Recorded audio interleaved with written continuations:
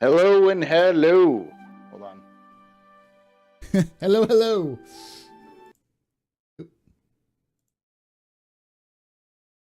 Hello, hello.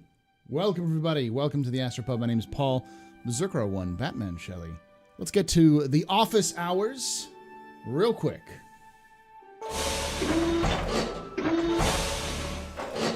Welcome, everybody. My name is Paul. Sorry about that. I got a little bit late. Had some family stuff to deal with as well. So I'm glad to have you all here. For those of you who are watching this after the broadcast has actually happened, this is actually a live broadcast. So it's a little different in terms of its format than your typical broadcast. We're going to talk about a couple things today. We're going to talk about the info dump through the Galactipedia. A lot of it has to do with specifically Tevarin lore and human lore in terms of the first Tevarin war. So it's a little combo of both of them. And then we're also going to talk about something that is probably going to piss some people off, though I think that in general, most people just don't give a shit about it, and I probably care more about it than I should, but there's a reason why, and I'll explain here in a bit, which has to do with the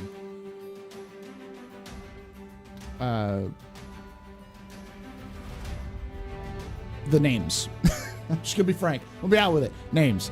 I'm probably gonna have an opinion that you're probably gonna disagree with, and it's okay to disagree with me because it's okay to be wrong. But I hope to spell out the reason why it matters more than you think. So we'll talk about that.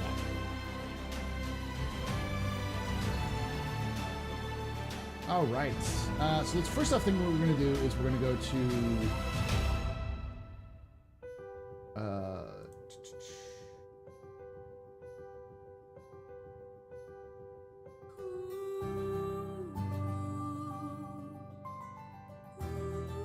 Galactipedia update. All right. So let's go over the Galactipedia update real quickly, and then I'll kind of go through it. So, the first big thing to talk about is, we'll go through each one. The Centennial Bloom, they talk a little bit more about that. Tavarin Human First Contact, which is something a little bit more detailed than we've had in the past. The Tavarin Purge, the Diaspora, the Prowler, Thermal Shielding, Talon Weapon Systems, developed in the First Tavarin War. Tevarin, Thermite Concern. Love the song. Ether Rider. Trident Attack Systems. Tradeway. The Outsiders. Titus. Tram. Ranger. Untold Tales. The Diplomatic Corps, the Flight Academy, the Olympus, which is another big one we'll talk about, and Unclaimed Systems. So if you notice, there's a lot of stuff that talks about the Tevarin stuff. So let's go over the Tevarin Human First Contact. So here's the thing to understand about Tevarin First Contact. It was made by a professor with the best of intentions. It was also a terrible fucking mistake. So, Dr. Keller Lynch of the New Horizons Research Institute, if you recognize New Horizons, it's because it's a name in the game right now, discovered a jump point into the Elysium system. Observing signs of the system was occupied by technologically advanced civilization, he dispatched a research drone to gather data without disturbing its inhabitants and found a spacefaring people living on Elysium 4.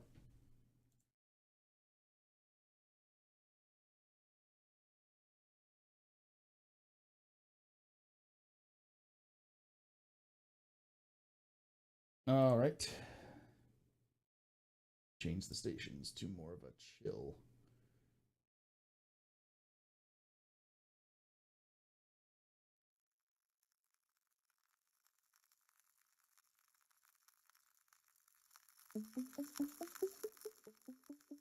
Okay. Initial diplomatic attempts by the UPE First Contact Team proved unsuccessful. The Tavarin, facing an overpopulation problem due to the lack of terraforming technology, soon attacked the invaders in an effort to take human colonies and neighboring systems for themselves, sparking the First Tavarin War. So this is the first real codification of this last part. So Dr. Keller Lynch believed that he could absorb the Tevarin into the UPE. That by making first contact, because they were technologically advanced but not expansive, that they could essentially negotiate for the Tevarin to be added to the United Planets of Earth. The Tevarin were looking for a way to unify their people. The thing you got to understand about the Tevarin is the Tevarin have always been a divisive people, divided. But they've always been unified in culture. While there's no real indication, and we'll explain this later, there's no real indication of unique, direct Tevarin, like, nations or families. There's enough anecdotal evidence that says that the Tevarin were in some sort of familial or clan or tribal or nation state kind of organization early on in their history, and eventually they formed the Tevarin sovereignty. I want to say the Tevarin sovereignty, which was headed by the warlord. So at some point, basically one of the groups just conquered the rest of the other ones and installed their own warlord, but it was obviously more than just pure military strength, but more probably some sort of military alliance. And because of this, it caused a lot of peace amongst the Tevarin, which made them very restless. And then because of overall population issues, because, war tends to not kill, or lack of war tends to not kill people, and the lack of terraforming technology, and at least at this point, only access to one other system, because they only had one other outside colony, which was in the, which we now know is in the Cabal system. They turned on the humans because they saw the humans as weak and as a means to unify themselves against an outside oppressor. Since the humans came in and were being like, yo, let's negotiate for you to join us. And they're like, you don't even have any weapons, bro. So let's go back to Galactipedia. All right, so let's go to the Tevarin purge. Let's go to the diaspora. Okay, this is relevant. So after the Tevarin lost, they dispersed into the universe. But there was eventually a charismatic leader that was able to bring them all together under a second Tevarin sovereignty. That leader was Korathal. Now, Korathal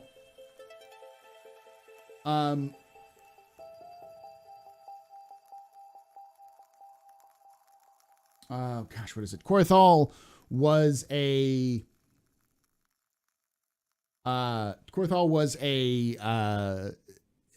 someone who was powerful enough to unite the dispersed Tevarin into one group. He eventually was defeated, and it led to the Tevarin diaspora, which is where we are right now. The Tevarin that had initially fled the planet were forcefully removed from their homeworld and made to inhabit camps and resettling communities that established throughout the UEE. While many Tevarin were eventually reintegrated to human societies, others were opted to distance themselves from the UEE and form isolated enclaves and communities in less settled areas of the Northern galaxies, such as the Tevarin settlement on Branagh 2, which is the largest Tevarin settlement in the galaxy right now. So essentially, the Tevarin were kicked out of their homeworld, put into isolation camps, forcibly removed to essentially reservations throughout human space. And those that were able to escape that joined groups, a larger group, then attacked the UEE and did a lot of damage. The Second Tevarin War, in many ways, was a lot more damaging than the first. While the First Tevarin War is more important in terms of the political realities, the Second Tevarin War is probably the thing that cemented the UEE as a xenophobic, hot enclave. Humanity as a bunch of xenophobes, because of how brutal it was. The Tavarin just didn't give a fuck. They just murdered their way through the galaxy in a religious fueled bloodlust. Now, we don't know how much of that is pure propaganda, but even most of the sources that I've been able to see inside the lore basically say that, yeah, the Tevarin were just given no shits anymore. It was to them a genocidal war for them of survival. And when they lost, it did incalculable damage to the Tavarin as a species. Which, let me put it up here, which is the Tavarin purge. So, in the immediate aftermath of the Second Tavarin War, the Tavarin felt that they had failed the Rajoran Code. We don't really know the Rajoran Code. We don't have any references to it, except for unity and strength are two kind of big points of it. And because this was unlike the first war, which was sort of religious, but it was more political, the second one was very much a political crusade. It was a holy war to retake their homeland. And because it failed, many people felt that they had either failed Rajora or Rajora had failed them. So it was that scene in Conan the Barbarian where he's like, Crom, give me strength, and if you don't help me with this, then I say forget you. That scene. It's kind of like that. It's like they felt that that either their code was flawed or they failed their code. They weren't able to live up to those aspects, so they destroyed them. The only records we have that remain are from humans and Xi'an interference. This is the first record in lore of the Xi'an being involved in the preservation of the Tavarin codes, which tells me that the Xi'an, which were probably the instigators of the Second Tavarin War, were the ones who took in the Tavarin and then used the Tavarin as a pawn against the Mezzers, because they were afraid that the Mezzers would end up being would end up fomenting, already had been fomenting resistance against the Xi'an Empire. So at this point in the lore, it's pretty obvious that the Xi'an gave the Tavarin the means to build a new fleet, and then when they showed up out of an unknown jump point, the Xi'an were just like, well, what are we talking about? Those are the Tavarin, they're not us. Just because there would be no reason for the Xi'an to have interfered with the Tavarin enough to have collected some of the Rajoran code. Humans make sense. Humans conquered their homeworld. Of course, they have some records of their stuff, but the Xi'an didn't really have any direct involvement. So, yeah, that's a pretty big one. And the purges are the reason why we don't know really much anything about the ancient Tavarin. We have records that exist from human sources about the First and Second Tavarin War, but we have scant evidence of any records of the Tavarin side of those wars because they were destroyed at the end of the war.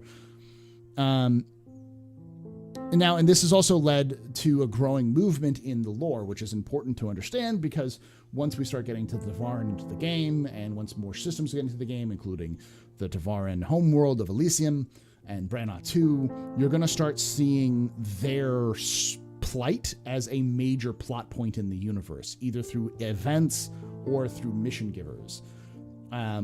Likely you'll have to pick one of the two sides, either restore the old Tavarin ways or merge the old Tavarin ways with the new UEE ways. Either assimilate or break away. So that the Second Tavarin War was a brushfire war. There was no territory. The Second Tavarin War was not fought for territory. It was fought for vengeance. They went from system to system, raiding and pillaging everything they could to keep themselves going, and then just continued going because their goal was Elysium, was to conquer Xi'an, their home world, to reconquer it. They didn't care about anything else. All of their other actions were there to either damage the UEE fleet or to take resources away from the UEE or give themselves resources so they can continue on. They were a migratory fleet, essentially. They were a fleet with no berth.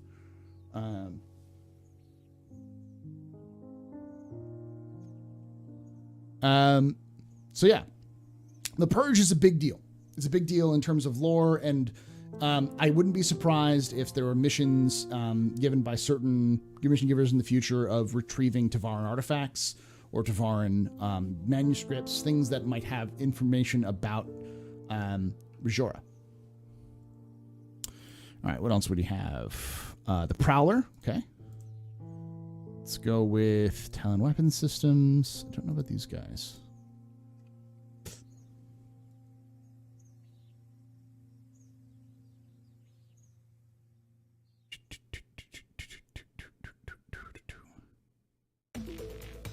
And we'll talk about the Olympus as well. All right, Prowler. Tavarin designated combat personnel carrier built with air shield, rapid deployment doors. Its name comes from the UPE designation for the original armored carrier, initially observed during the First Tavarin War. The Prowler was utilized again in the Second Tavarin War until the Tavarin were defeated by the UEE. The Prowlers that had not been lost in the war were destroyed during the Tavarin Purge. In the 2940s, Asperia obtained Tavarin spacecraft and other material from cache of original Tavarin artifacts recovered in the Cabal system, leading to the company to develop a modernized human manufactured recreation of the craft. So, the best way to understand Asperia is that Asperia is our ship, your gearheads. Asperia was founded by two brothers, I think, who were obsessed with old tech. Not alien tech, but old tech. And so their goal was to restore old ships back to working order. So it makes sense that things like the Vanduul ships, the Prowlers, the Talons, these are the kind of ideas that these old, unique ships to bring them back to life. Again, as was mentioned there and as mentioned earlier, the Cabal system was discovered only 10 years ago in lore. And it's still really a mystery because it was essentially an abandoned colony that was abandoned towards the end of the Second Tavarin War that no one knew about. And because all of the records were destroyed during the Purge, we didn't know that the Tavarin actually had access to jump points or even had colonies off-world. In fact, we don't even know if that still may happen. There may be another colony world out there with Tavarin on it who are still living there today in a world that has not been discovered by the UEE. We don't know. And the crazy thing about the Cabal system is that even though it was abandoned hundreds of years ago, where they found the Prowlers and the Talons, the like stuff that was still in construction or stuff that had been disassembled for repair, they also found other tech which had been recently messed with. Not hundreds of years old, but stuff that had been built or modified in recent years, before the UEE showed up. So something went on there at Cabal. There's some other secrets. So that's another system that you need to keep your eyes on when it comes to storytelling in terms of missions, especially if you enjoy Tavarin stuff. So yeah, whenever they do Galactipedia updates, a lot of it is taking old information and making it more accessible. Like a lot of this stuff is old. All right, Talon weapon systems. These are the guys who make the current grenades, I believe. Crossaw system, founded in the early 27th century by Taisei Jessup. It produces weapons designed to be mounted aboard civilian spacecraft. I'm sorry, not grenades. They make... What kind of weapons do they make? These are the first produced in order to provide protection against guerrilla Tavarin during the Second Tavarin War. After the war ended, the company was hit by multiple legal challenges regarding the production of civilian weaponry. The company's victory in courts set the precedence of how civilian spacecraft are armed. Today, Talon products are the variety of missiles, torpedoes, ordnance racks, and grenades. I think they make missiles, I think? Torpedoes? Yeah. Yeah, the third Tevarin war is not off the beaten path. I still predict that we will see a third Tevarin war in game, but the third Tevarin war will not involve humanity. It will involve the Tavarin who've allied themselves with the UEE, and the Tavarin who are outside of the UEE. It will be a war for the soul of the Tavarin, where players will probably play the mercenary role of choosing which other side you don't want to pick to help out with.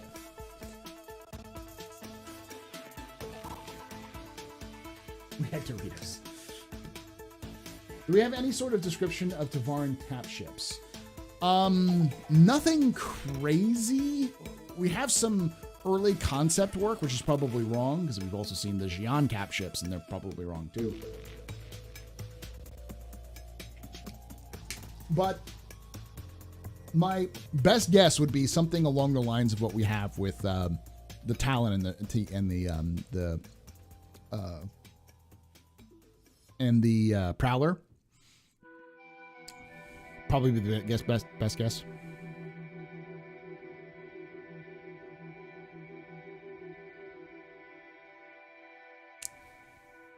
Teja Chappie is a human production of defensive combat armor. Their products are marked as an affordable but sturdy alternative to combat armor produced by companies like Rook Heavy Metals and Clark Defense Systems. Mix of armor plating and strong polymer weave to reduce its overall costs. I haven't seen anything from these guys, but they might have been an alien one. Ah, here we go. Torial Aggregate. So, all of the names of the companies from the Xi'an Empire all have the name of the actual house in its name. Here's the thing about the Xi'an Empire. The Xi'an Empire is an alliance, not an empire. It functions more like 18th century France, 17th and 18th century France. Then it works like the Roman Empire. There are dozens of houses. Each Xi'an house is where people swear allegiance to. Think Game of Thrones. Whatever region you're from, that is the house you are sworn to protect or sworn to. And Xi'an take those loyalty oaths very fucking seriously. And when you come of age in the Xi'an Empire, which I believe is 18, but they have longer lives than humans, and they serve for, I think, like 20, 30 years. No matter if you're a male or a female Xi'an, you go to the fucking military. Period, exclamation point, nonstop. You lose your family name when you go into the military. You drop your last name and you are only known by your first name. Effectively, what you do is when you join the military, you actually inherit the family name of the emperor. So you become part of the emperor's family. And your job is to protect the emperor. And that's how they swear, they make sure to indoctrinate their people into preserving the structure. Once you've served your time in the military, you have learned to, because you serve alongside people from dozens of different families.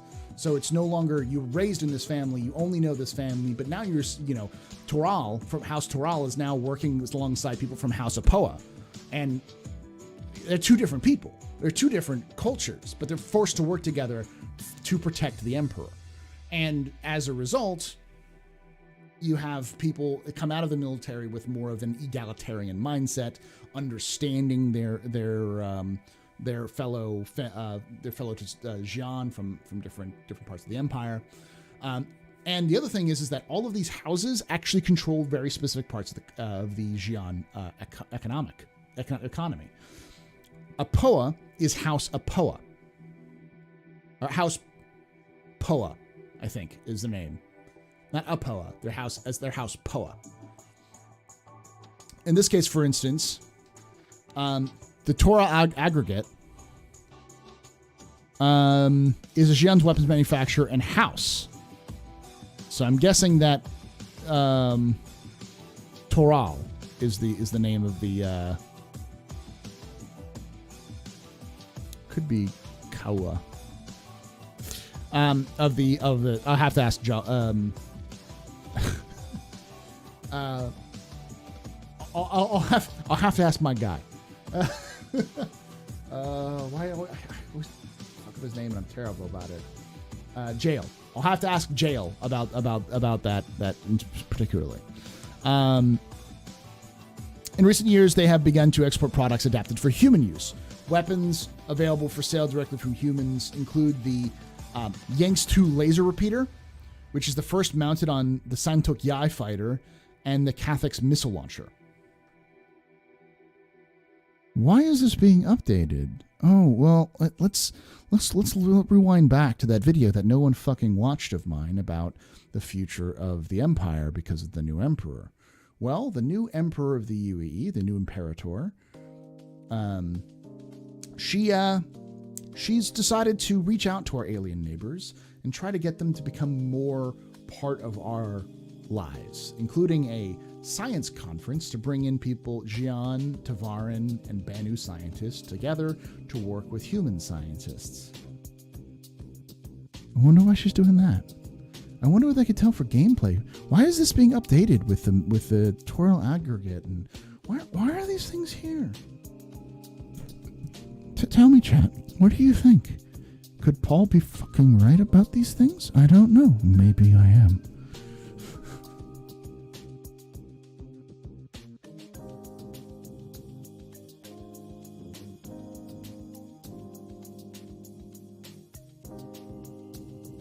Is the music too loud? Let me turn it down. Hold on. I'll do even better.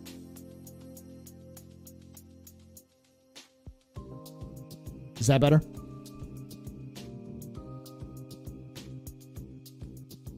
It only adds to my talking. My point is, y'all should watch the videos that I make because they give you some insight. Like and subscribe.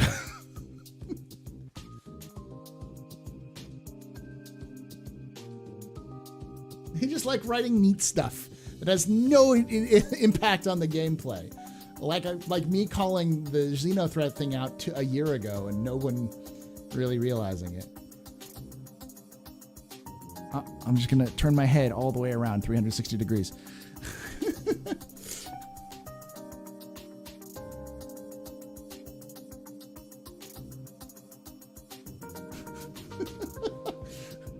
I'm just saying.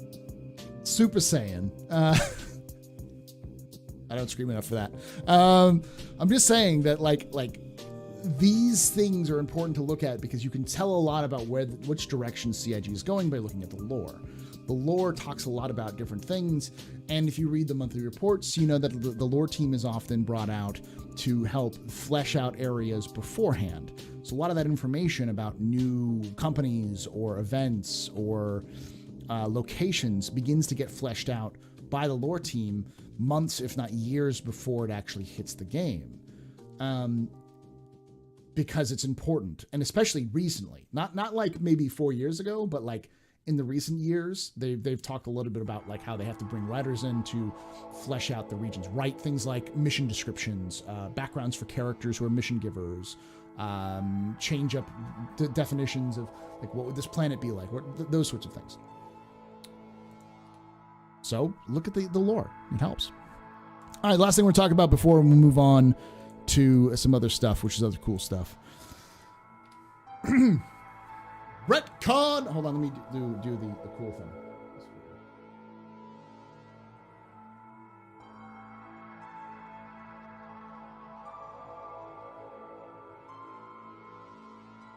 Retcon City. Dun dun dun dun dun dun dun dun dun.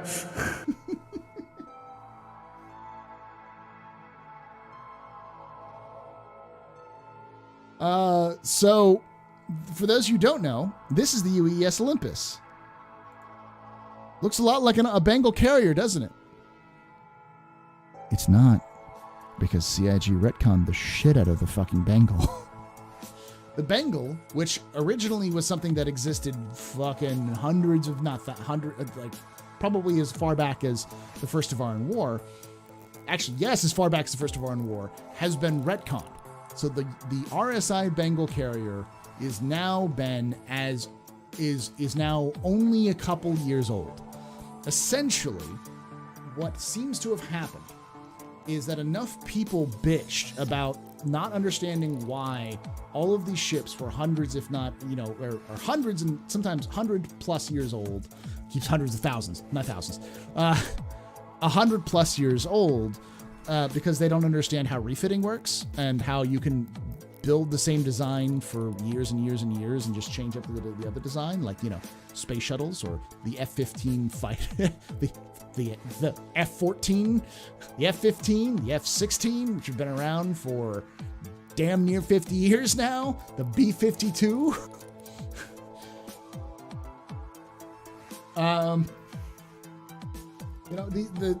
But because that got lost on people, they seem to be going back and refitting a lot of the ships. So most of the ships today are newer ships to the UE fleet.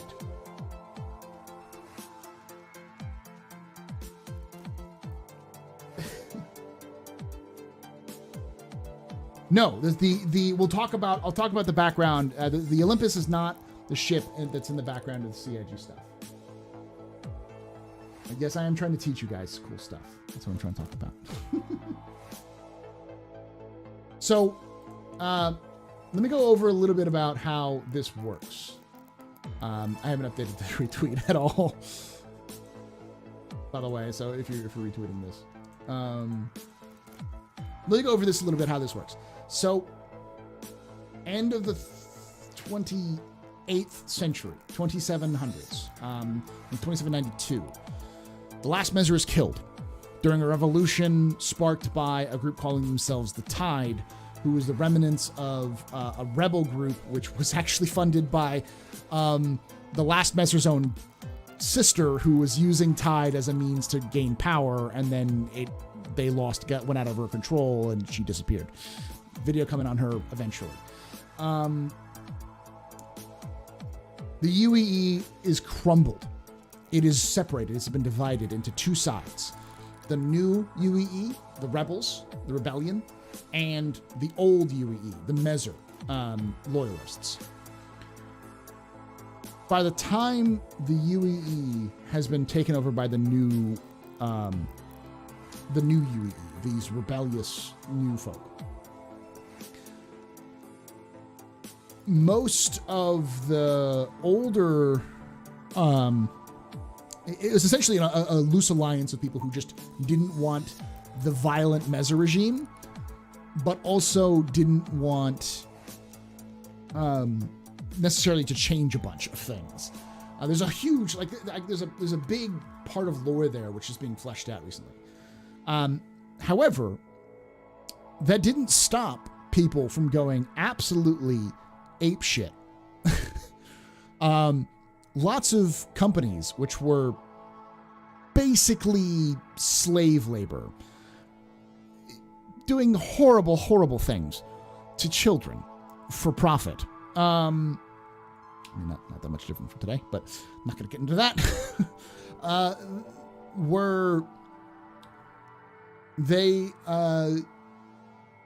They weren't in the best of graces with the government. One of those companies was Aegis Dynamics. They were spared from the chopping block because the Aegis Dynamics made all the parts for like 80% of the Navy. So if they went under, then the new UEE would have no one to manufacture the parts to help them maintain their strength. Though it doesn't seem like the UEE actually actively went out and went against anti-Mezzer loyalists that stuck around after the end of the Mezzers. But they basically just isolated them and let them collapse on their own. But they needed the Aegis Dynamics to do this. But they didn't like Aegis, so they didn't bother hiring Aegis to do anything. And every time Aegis seems to have bidded for a contract, the Navy would laugh in their faces. Maybe politely, but there's no way in hell that Aegis was going to get any of these contracts. In comes the new kid on the block. He's cool, he's hip, he's got his baseball cap backwards, he's chewing bubble gum, he's saying groovy and rad, man. And he's just all that and a box of candlesticks. I don't I don't know. What are these kids? What's the cool shit now? I don't know. Anvil Aerospace. Anvil Aerospace comes in, basically upturns all of Aegis's designs on their head and just says, we are going to do everything now. We're in charge now. Look at us. We run the Navy now. And RSI, though RSI was a little shaky in terms of their relationship with the Mezzers, because they did help Mezzer out a lot, towards the middle of the Mezzer regime, when it was absolutely terrible to be anti-Mezzer, the CEO of RSI basically said, sit and spin, Mezzers. Stop using abusive tactics. And they lost a lot of contracts as a result. But they're RS-fucking-I, which is the granddaddy of aerospace and everything else. So the Mezzers couldn't risk alienating them even further. So that basically saved RSI in this new transition. So the reason why I went on this big diatribe is because essentially what the new lore is that almost all of the new ships, except for the Gladius and the Idris, which are both being phased out in terms of their functionality, which is why they're being sold to civilians, and even the Javelin, all of these ships are being phased out of military service with the being replaced by RSI and Anvil ships. So the Bengal is one of those newfangled ships that was developed by RSI for the UE Navy to replace the older ships.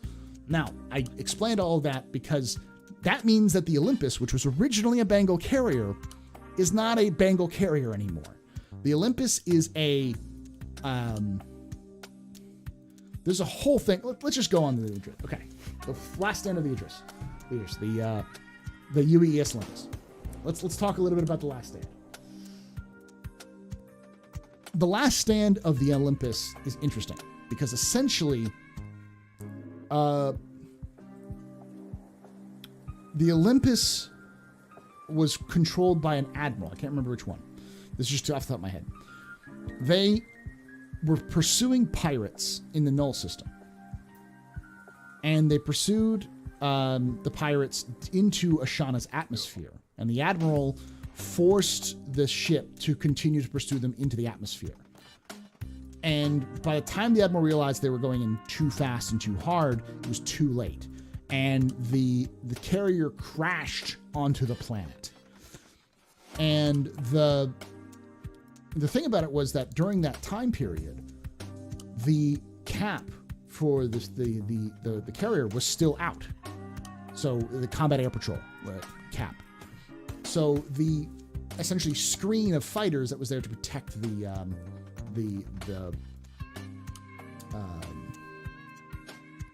carrier, which was chasing some of these pirates into the atmosphere, were Aegis stiletto fighters.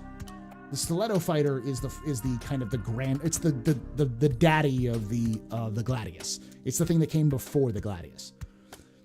When the Olympus fell, when the Olympus crashed into the planet, the stilettos stayed. They could have left, but they stayed in hopes to try to aid the any survivors, anybody who got out on escape pods or other ships to escape the system. They stayed and fought. They were outnumbered, but they fought to the last man. It's called the last stand of the cap, of the Olympus cap, and it was immortalized in stories and in myth that they stood to the last man to defend their ship, which was gone. In fact, the crew of the Olympus fought to the tooth and nail against the pirates, against the outlaws on the planet, dying to a man, except for those who, I guess, a couple of them may have escaped in the wreckage. Now, that carrier is still there on Ashana, which is No 5. It's still there. And it's become the landing zone for Xi'an. So in-game, you get to go to the Olympus and visit it. It will be a landing zone that has this lore behind it. And because of this famous last stand of the cap of the Olympus, the Gladius was built. The Gladius was built specifically because of how effective the stilettos were in that fight against the outlaws. Because not only was there mythological, but they were really good. And at the time, humanity was using more medium and heavy fighters during the First Tevarin War. This happened between the First and Second Tevarin Wars. So this started the move away from heavy fighters towards light fighters, which were more maneuverable. As a result, we get the Gladius, which was probably the second most successful fighter in human history in Star Citizen lore. And it's still around in Navy parlance today. It's the ship you're flying in Squad 42. So, yeah. Okay, Brandon, thank you for the $20. Brandon, man, you don't have to give me money. You just ask. Hey, Paul, you're completely off topic, but do you know why the devs of the Stanton system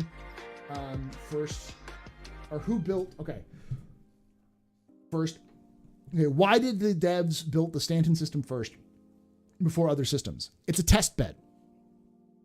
There is only 2 other systems that I know of on top of my head that have 4+ landing zones. Terra and Sol. Sol has 1 landing zone on Mars, probably 1 on the moon, and 3 to 4 on Earth. So each of those are going to have different styles. Terra, I think, has... maybe it's Terra. Sol has all those. Terra has Terra Tower, New Kiev, New Austin, plus a couple other ones on their moons and some of the other planets. There are a couple other ones that have 2 or 3, like, for instance, Centauri has the landing zone at Yar and the landing zone at Saisei. But Saisei is like a big, it's like, like Tokyo is what Saisei is. The Saisei's landing zone is. But Yar is like a ghost town. It's literally the way that they described it and the way that they envisioned it is like an old boom town that has like a gas station left over from like the imperial, like from the gold rush days. So most of the systems only have 1 or 0 landing zones, and Stanton has 4. So that's, and almost all 4 of those have different things. You have a gas giant, which is common in the Star Citizen universe, and you have 3 super Earths, plus all of those moons. There are very few systems that have that many planetary bodies in them. So it gave CIG a chance to experiment with different types of planetary bodies, with different types of biomes, with different types of planets, with different types of landing zones. It gave them a lot of practice. So hopefully the idea is that now that they have figured out how to build these planets and built these landing zones, that they can take a lot of what they learned and then make those things faster in the future. Are there books on Star Citizen? No, there's not yet. Standing in most of the different types of landing areas, planet types, completing it first. They have the base to make all the other systems, yeah.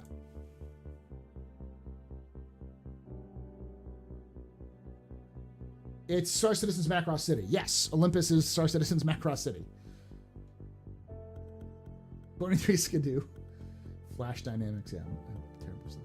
Are there any measures left or people who want to bring the point of that empire back? We don't know. There is a missing Mezer.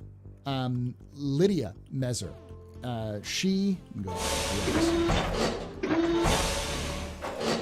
Lydia Mezer is the last Mezer that is known to have been alive. She's the sister of Linton Mezer. I think it's Lydia Mezer. Let me quick.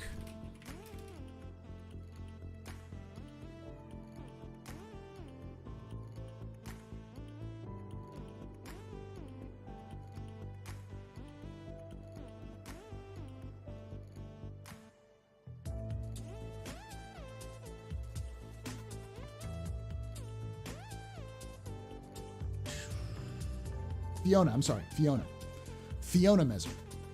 She disappeared during the revolution that killed her brother, Linton. Fiona disappeared. That was 2792. Now, Star Citizen has very long-lived characters, And Lydia was very young. She was probably in her early 20s when the revolution happened. So, in theory, she could still be alive in the Star Citizen universe. But she would be incredibly old if that was the case. We're talking... Because, like, it's common for humans to live between 150 and 200 years. But if she's still alive, she would be... probably, let's see, if she was born in 27,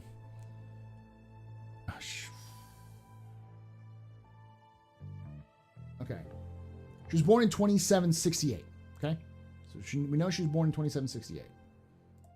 Pull up my calculator. It's 2951. She'd be 183. That's pushing it.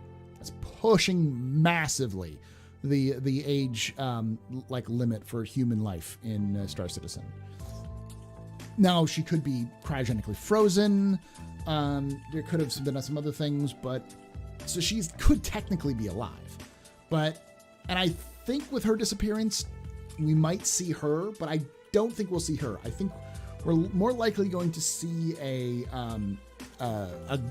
very classic Gundam situation where the son or daughter of Fiona is still alive, and they show up leading an army of Messer loyalists to overthrow the government, and you've got yourself a bit of a civil war going on where he or she is trying to flip the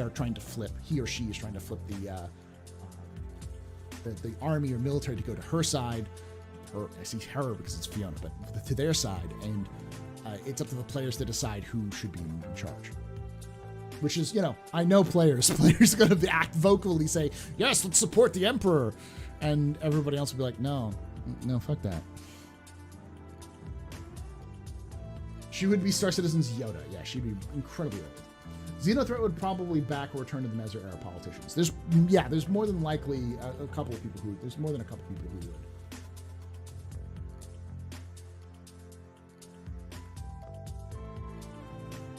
Hey, Paul, did you see the new algae they showed off in today's ISE? Yeah. They said it was found on Terra. Does that mean that Terra might be our fourth system? No. Everything comes from Terra. There are... the reality is there are two planets where everything comes from in the Star Citizen universe, which is Earth and Terra. The reason why is because Terra is the largest, most successful Earth-like planet outside of Earth. As far as I know, there are no other Earth-like planets in the Star Citizen universe that were not terraformed. So if you're terraforming a planet that wasn't habitable to human life and now is, you have to seed that planet with something that likes that atmosphere. Terra happens to be a huge planet with lots of exports, which is where the Kazi Grazer comes from, which is the space cow.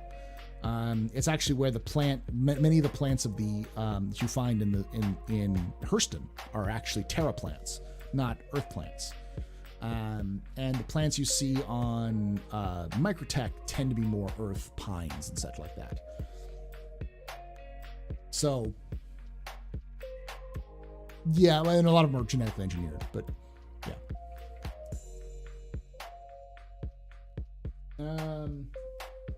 Paul, what is the music from that started your stream? This beautiful melody started with watching it at the beginning right now. Oh, that is from Utho Riley. Utho Riley, I listen to his music every so often, a lot more frequently on the very beginning of these streams, sometimes in the middle. I used to do it a lot more, but I've given a little bit more variety. That's his link. You should be watching. You should be listening to him. He does a lot of free stuff, so it's worth your time, worth your subscription. Definitely give him some of your time and effort. Is there anything like stasis or cryo freezing lore? Yes, in fact. There have been cryo freezing containers in Star Citizen lore as far back as the 22nd to 23rd century. Humanity has perfected the art of cryostasis. So it's possible. It's just expensive. And the only time we've done it extensively was with the help of AI. And that's another video I have to do eventually, which is why AI in Star Citizen is so bad. It's incredibly, like, Star Citizen's AI is renowned for being not good. If that makes sense. It's definitely not things. It messes up more than anything else. I saw some other stuff. GR asks, let's go. Mike, who asks, how are the jump gates points discovered? Jump points in game look like man-made stargates. How can we find a new one? Jump gates are different from jump points. Jump points are naturally occurring. And it seems like what CIG is doing is saying that once humans have discovered a jump point, they build a jump gate around that jump point. Now, these jump gates act as sort of a efficiency marker. We don't know exactly what they do. In terms of aesthetically, what they do is they mark an area that is more well-traveled. I think there's a lot of theories in what they'll do in game. I think the best theory is that it'll reduce the cost of jump fuels because it'll actually help you open the jump gates. It may even do something as extreme as allow you to go through a jump gate, even though you do not have a jump drive in your ship, because it'll just act as a jump drive, opening and closing the gates, which makes the most logical sense.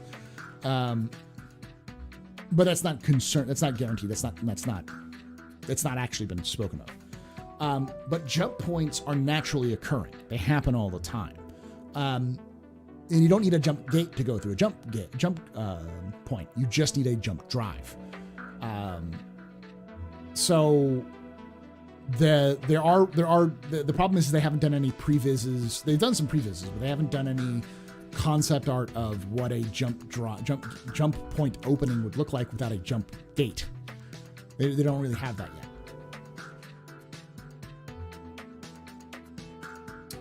GRDMJ654 asks, do you think then the Xi'an would have some sort of Tavarin accounts for us to study, maybe as part of Xi'an Human Trade Agreement, as part of the Xeno Convention in New York at the end of the year?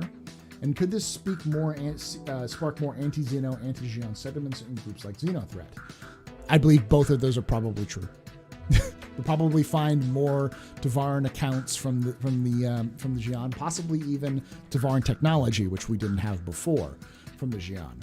And yes, it definitely will spark more anti-Xeno groups like Xenothreat to attack public areas. Xenothreat is not the end; it is the beginning of probably a wave of similar groups attacking officials and politicians, and or trying to overthrow the government. And of course, that's nothing new. There have been groups around the UEE that have tried to overthrow the government and have been trying to overthrow the government since the first Measures were around and never stopped. For an example, the People's Republic of Levski. The People's Alliance of Levski. And everyone's surprised when I say, Levski's communists, guys. They're communists. They're radical communists who want to overthrow the government. I've heard the wild lines. You know that hippie dude who is the head of the ATC who lets you in and out? Yeah, he's a radical communist who wants to overthrow the government. He's just high all the time. So, hey Paul, have you ever heard of Ya VR? I have not. No. Mike Who TV asks, do you think these natural jump points will sort of look like wormholes in Interstellar? Either they're like wormholes in Interstellar or like wormholes in Star Trek Deep Space Nine. One of the two. Don't think those are cryopods, like very tight fit person cells. Yeah, those prisoner cells are actually cryogenic pods as well. They're just I don't know how long they last.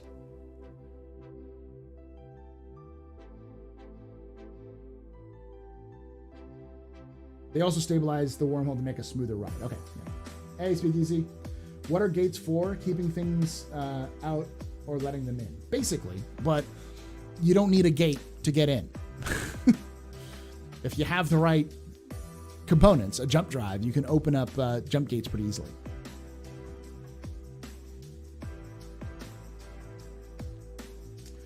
Wolford asks, if the Vanduul made it to the Stanton system, do you think they could overrun the system easily, or would the UEN stand very large force because of the system's power? Here's the problem. The closest system to the closest Vanduul system to Stanton is Virgil. And to get to Stanton from Virgil, you have to go through Pyro.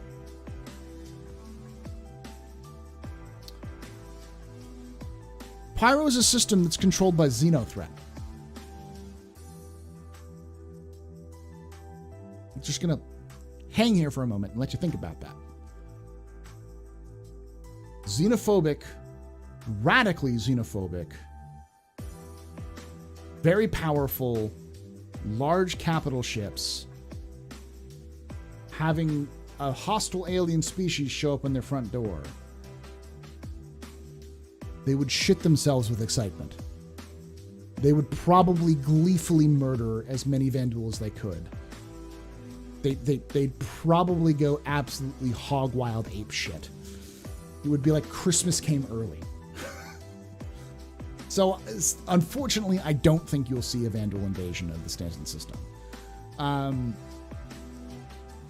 But if they were able to make it to the Stanton system, it would probably be up to the players to deal with those kind of things like the CDF, because the Navy is all the way on the Vanduul front, which sounds weird because the Vanduul front is super close, but Virgil is not the Vanduul front.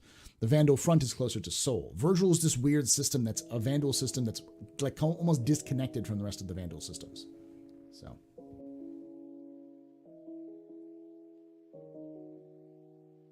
I think YAL VR would be perfect for us. It's very compact motion simulator. You basically sit in a sphere cut in half in a very powerful omnidirection track up to 60 degrees of incline. Oh, interesting.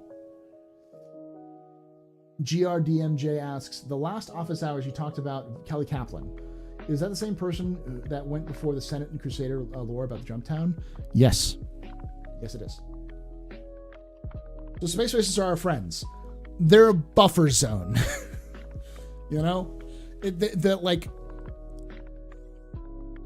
choosing between let me put it this way. And this is, someone else also said this as well. I don't remember who it said, but someone said that I'd be surprised why, I think it was Aimless, who said, why wouldn't we, the UEE, retaliate against Xenothreat by sending forces into the Pyro system? And I think the answer to that is that Xenothreat isn't a threat. It sounds weird, but in lore, they got beat by a bunch of hillbillies with shotguns. They had Idris M's.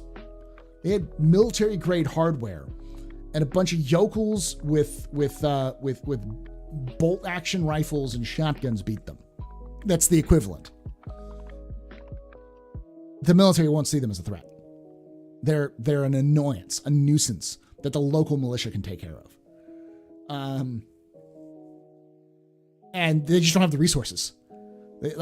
The Nexus, something similar happened recently in lore where the military went into the Nexus system because of lots of very high profile case called Keller's Run, where one outlaw outran like bounty hunters, the advocacy, pirates, and for like a week or something like that, and made the advocacy look like fools. And it caused the Nexus system became a big hotspot for it, which is why the UEE invaded Nexus to try to tame it. But this was before the war declaration on the Vanduul. So, and with how much of a disaster the Nexus invasion was, it would be political suicide for them to try to bring another force like that into Pyro, which is even less valuable than Nexus, more hostile, with crazier motherfuckers on the other end. So yeah, it's probably not going to happen. But in reality, people like the People's Alliance of Lesky and Xenothreat those groups are actually act as a buffer against hostile outsiders, because if they don't fight for their own existence, they die. So any Vanduulan threat to them is serious. Whereas while it's serious to losing Stanton, it's not nearly as serious as it is to those other two. So just letting them be and letting them deal with the Vanduul threats on their own is actually cheaper than sending military forces in that. So it's kind of like the best like kind of example of this would be how the U.S. for years and kind of still does has propped up dictators in Latin American countries, because it's better to have a dictator working for that's on their payroll than have a country that's allied with the Soviet Union. Hey, Buster, thanks for that raid. Welcome, everybody.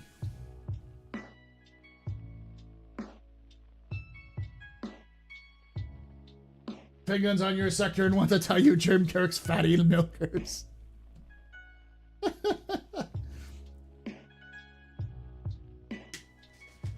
love it. I love it.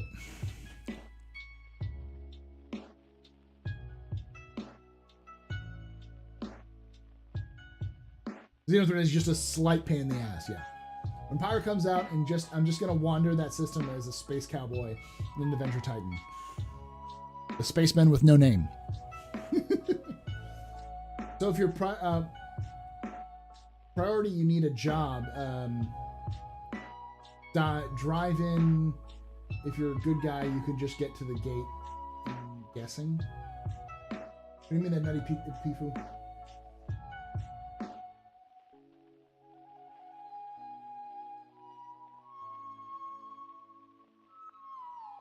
Fatty milkers. Allegedly. And someone came in my chat wanting to see my...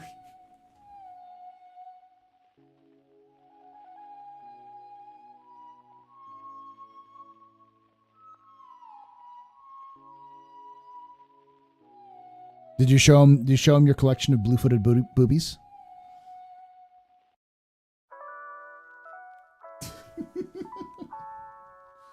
Oh, man. That's horrible, Buster.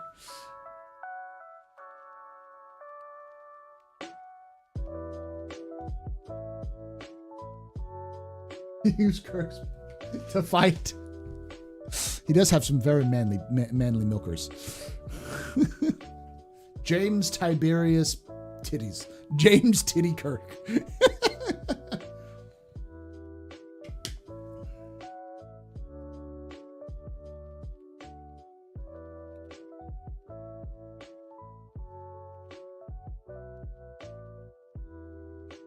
All right. So, as I was saying, is there any other questions before we move on to the to the other discussions? The UE is kind of like the US now, off fighting the Taliban, where the cartels are doing their own thing. Kind of. The UEE is a lot more complicated than the US. The US the US plays a large role in terms of like the inspiration for it, in terms of its politics and some of the issues it faces. But the writers also take heavy inspiration from the EU, from relations with East and West in terms of like China and other countries in Asia, with European countries, African countries, plights, those sorts of things, kind of play into a lot of the different things that are going on in the UEE. And of course, the original basis for the UEE is actually the Roman Empire. It's actually the late Roman Empire, the end of the Roman Empire, right before the Roman Empire split into the East and West during the 3rd century, the crisis of the 3rd century. We're like right there in terms of the comparison. Like the UEE is on the cusp of collapse, with it being stretched thin by Vanduul incursions and dealing with threats from all sides and internal threats collapsing from inside.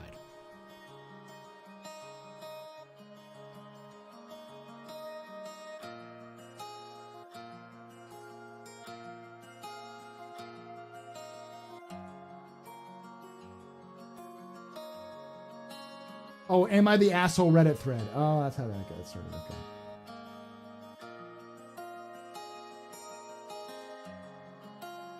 I thought I had to leave to write a paper, but it's due in a week, so we've been chimping. That's nice.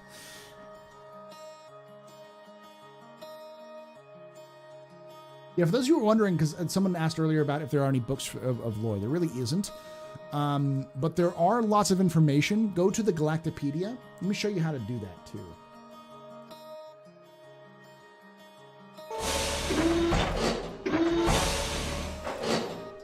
So you go to the apps up at the top, very top of this. You'll see right here the Galactipedia. Click that, and it's just like a kind of like a wiki. We can kind of look through categories. This will give you a good kind of basis for a lot of this stuff. Fiction. Ooh, there we go. Gift for Baba. This is actually the origin of all the names in the Crusader system.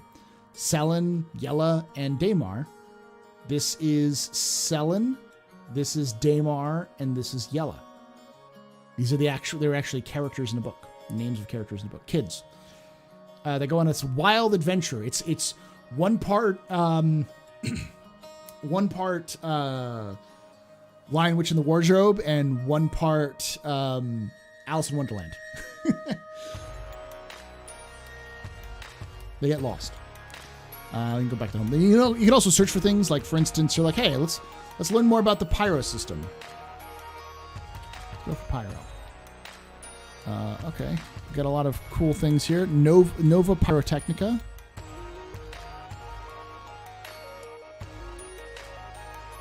Niche weapons development, low cost, high tech. Okay, cool. Terra. Let's go with the Banu. Here we go. Banu language, Friendship Museum. Ooh, there's a Friendship Museum. Established in 2838 on the former United UE Navy base around the Davian 5 to commemorate humans' long relationship with the Banu. Museum features a variety of exhibits and artifacts on the history and alliance between the UE and the Banu Protectorate. It oversees millions of visitors per year. There we go. That kind of thing. You can kind of go there. It's a great place to get started. There will soon be in-game comic books. Really? I didn't hear about that. We might see the collapse of the UE as a story point. You'll participate in the collapse of the UE as a story point. That's the thing about these events. The Xenothreat really didn't fully, because it was more of kind of like a first draft. But as these events, these in-game events begin to become more frequent, they're going to tell stories. These stories will have lasting impacts on the universe. They'll have ripple effects which will affect other events and other things in game. Change the availability of landing zones even, where players can't even access those landing zones because it's now controlled by a different faction or something like that. These events are designed to be nexus points where players have a chance to participate in the game and affect the story, which will then affect the gameplay, which is why the dynamic economy is so important. So as they start developing this tech further down the line, and as the dynamic economy becomes more and more of a reality over the next several years, you'll start to see these events affect a storyline, and these storylines affect the universe. So players, like for instance, lots of people are getting complacent on just, fuck all this other shit. I don't give a shit about the lore or reputation system. I'm just going to go find the meta build of this best fighter or this best route and just run the shit out of that meta.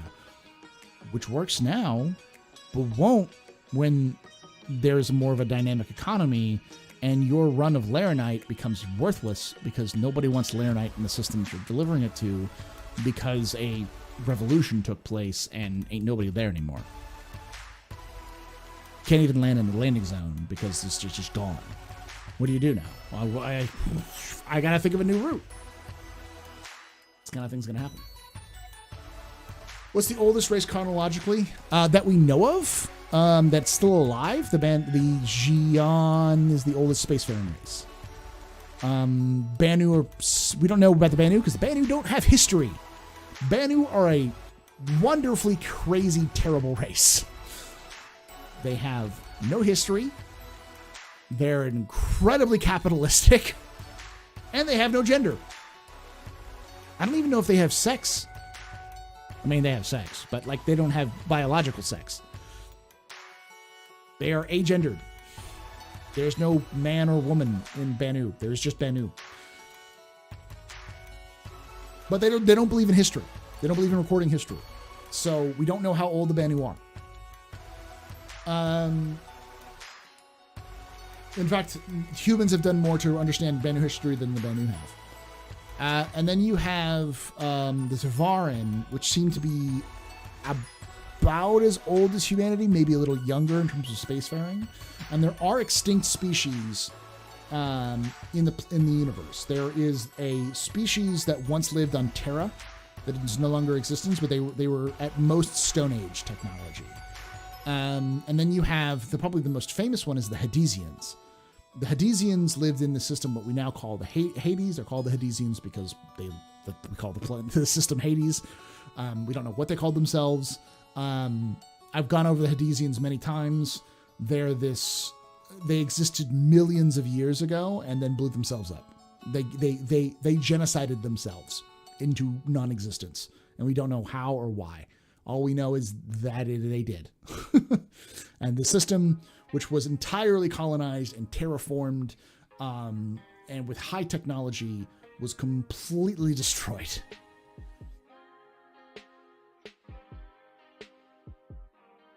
The Banu sound like fun at parties. Banu are amazing at parties, man. Ain't no party like a Banu party. Just don't sign any contracts because you'll end up enslaved.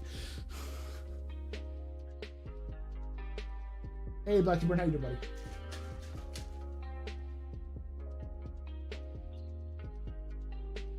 So since there are Tavarin military officials in the UEN and in the Senate, that's true, do you think there would be a large resistance inside the UEE if a third Tavarin war happens?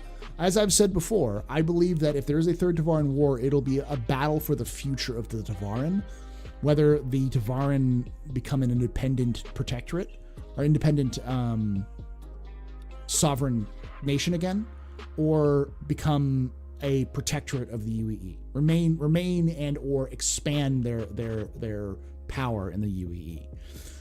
For those of you who don't know what's going on in the UEE and with the Tavarin, is that there is some movement to regain the lost heritage of the Tavarin, both exterior and interiorly. The largest colony of Tavarin is on a planet which is damn near inhospitable to life, called Brannoth 2. It's where the largest amount of Tavarin have lived together. The other largest place is Xi'an, which is in the Elysium system, which is the homeworld of the Tavarin. And the thing about that is that their senator is actually Tavarin, which is the first time in the history of the UEE that a Tavarin has been a senator from the Tavarin homeworld. Because technically Tavarin can vote.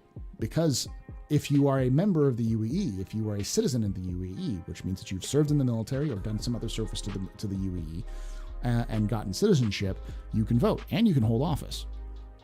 And there is a large movement because the Tavarin have always been military oriented. It's been in their culture for a long time. That people like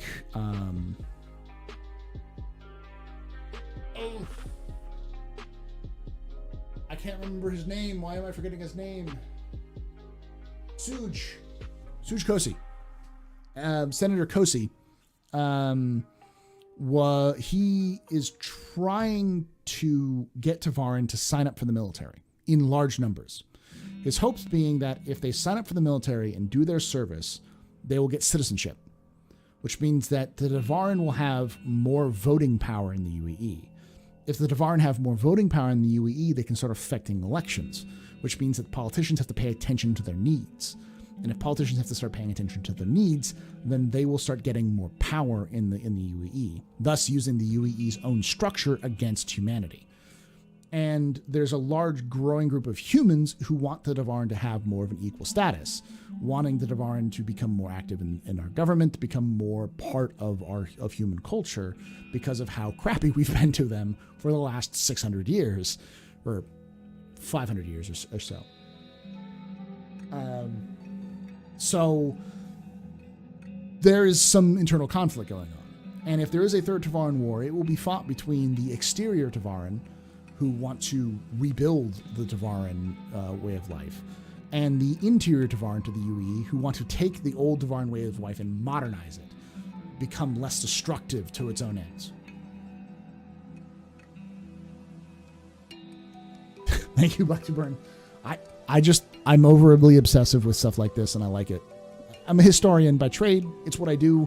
So a lot of the way that CIG has written the lore is in pieces that all connect together in some way, shape, or form, but you have to like read between the lines.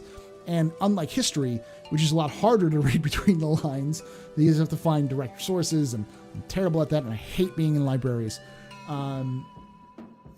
Lore is intentionally written with those in mind. In some cases, not so intentionally, but you can easily make the inference.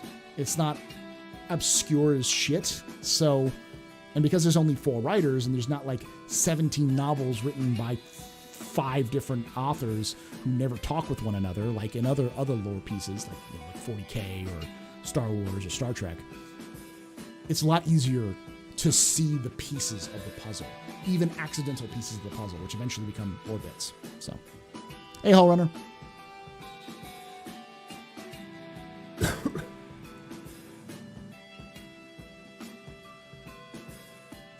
I like the abstractions of the Kardashev scale that say that the energy production levels don't have to literally capture the power of a star, black hole, galaxy, etc., but the equivalent of it by whatever means they have created. Adesian's Kardashev 1.0? Yes, probably around Kardashev 1.0. Humans are probably 1.5-ish. Close to 2. Almost all the civilizations, except for maybe the Xi'an, who could be this Kardashev 2, and we don't know about it.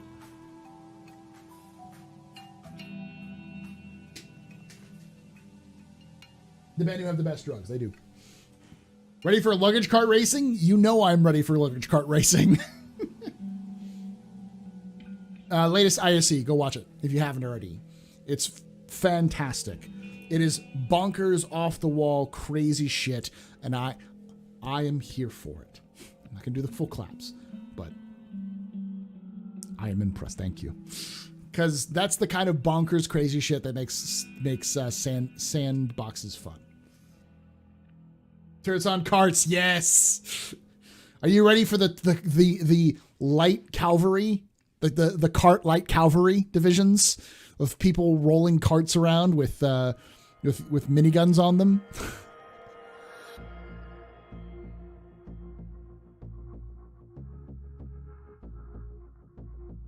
Is there any lore of the use of the A2? The only usage that is recorded of the A2 was in a relief trip or a humanitarian aid trip to the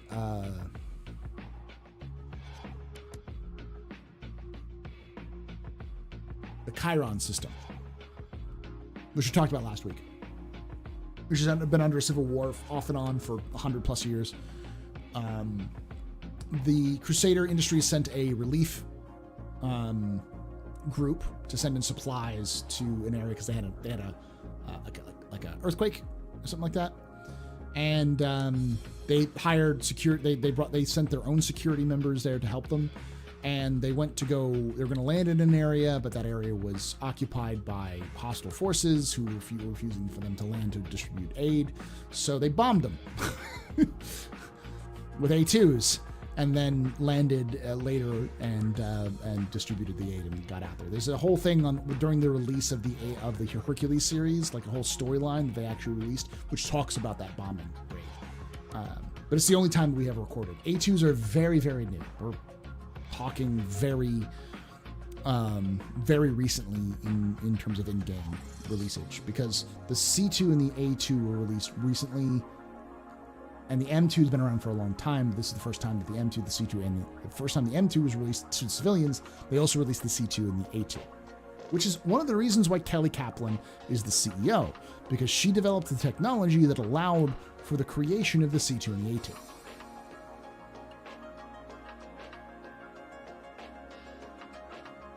UE Cart Cavalry 1st Battalion.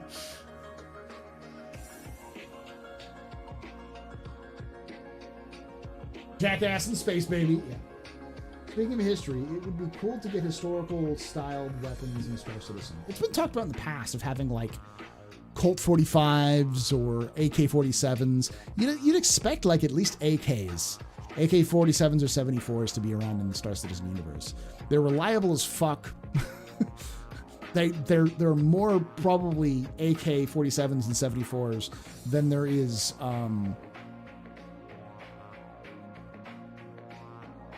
rocket engines on the planet. Oh, like historical gladius, like an actual gladius, like a sword. Yeah, maybe. If you blow up a cart, it should definitely be the size of an Idris exploding. It should. with all of its things. They'd have to pay the rights for the guns. Yeah, they could still probably do some sort of knockoffs for it. I like how the turrets are size 1 weapons. Yes, those are really cool. Is it harder to make an artificial planet or a Dyson sphere? It really depends. I can imagine it being more difficult to make a Dyson sphere because the surface of a sun is fucking huge in comparison to a typical planet. Like Earth is tiny compared to the sun. Even if you get smaller suns, the suns that are the size of the Earth are incredibly dense and dying. So these might not be as functional.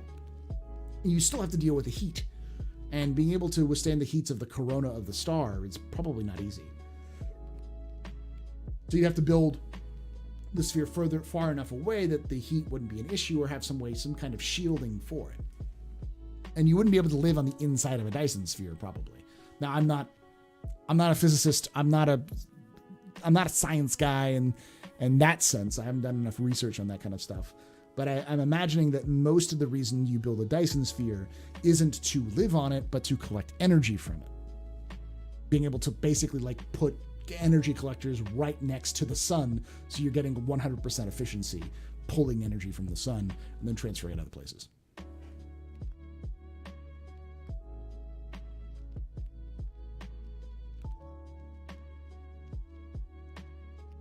Keep your thick dropship.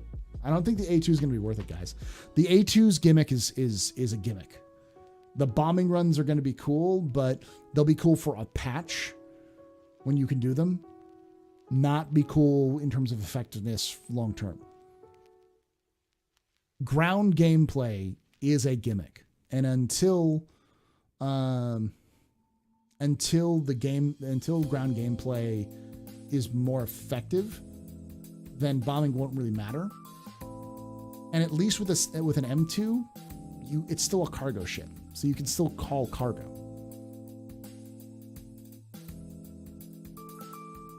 Shopping cart jousting, yes. With push carts, Daymar Rally is gonna be a bitchin', you know it. I could see like a 2100 or a 2200 AK variant to be added to the game. Maybe something like that. They kind of already have the Kalashnikov alike. The Kalashnikov alike is not the Russian manufacturer. It's actually Kastak. Kastak Arms is very similar to the history of the Kalashnikov lines of weapons.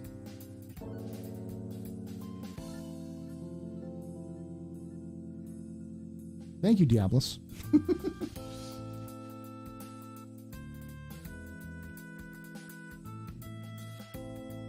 How many shopping carts to kill a Nova Tonk? That's asking the real questions.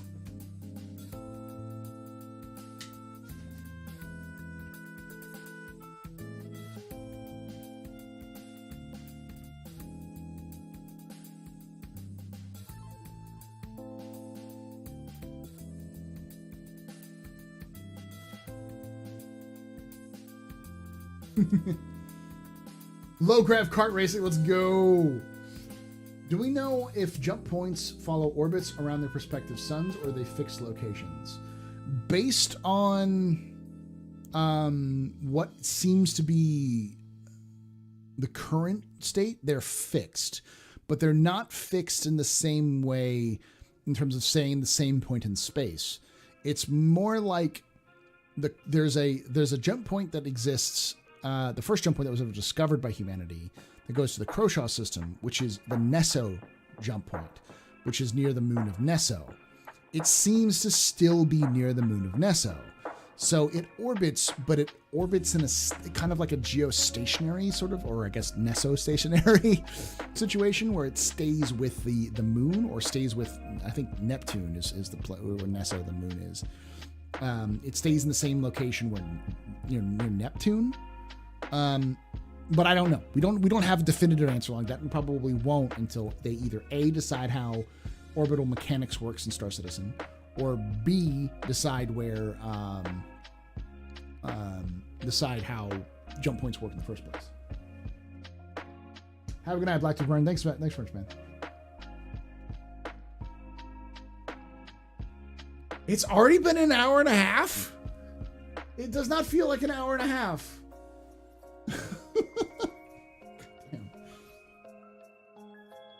I guess getting an A2 just to evict the illegal occupants. Yes.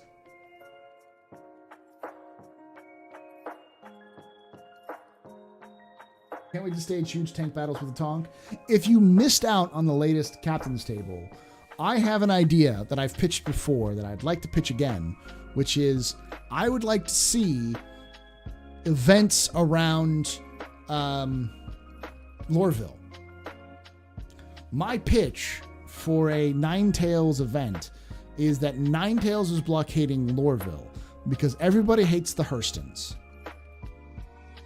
Nobody likes Hurston dynamics, except for the people who use their weapons. But even then, they don't really like Hurstons, they just like the weapons. The people who live in Lorville hate the Hurstons, generally speaking. And the Hurstons don't like anybody else. They live in a golden palace where everyone literally breathes in garbage. Breathes in and lives in garbage. So the Ninetales blockading Lorville would, A, be politically neutral almost. They could almost pitch it as a humanitarian effort, as a rebellion against the oppressive Hurstons, which has already been going on. And B, could be used as a means to blockade and squeeze Hurston dynamics into giving them more money because they're made of money. It's because you're hurting their bottom line. But because it's a humanitarian crisis, because the people who are actually hurting and not getting food aren't the Hurstons, it's the people who are starving, whom the Ninetales are supposedly fighting for. You could easily say, okay, well, on one side, we've got the CDF running aid missions to try to get to the gates, the exterior gates of Lorville, or try to get through blockades and then land aid ships or land ships filled with cargo in Lorville to deliver cargo to the people who need it. So you either have orbital, where you have to break through the orbital blockades and make it down to the planet, or you have aid runs. You're running with cargo on vehicles and ships to a exterior gate, where you have to fight off local ground forces in order to do that.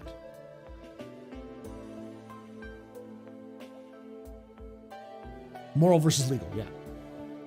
So then you have got tank battles next the exterior of Lorville, which would be badass.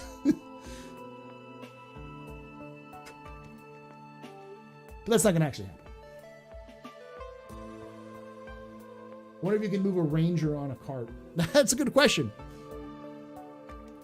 Can't wait for the carts to roll by themselves, and then we have to downhill cart surfing.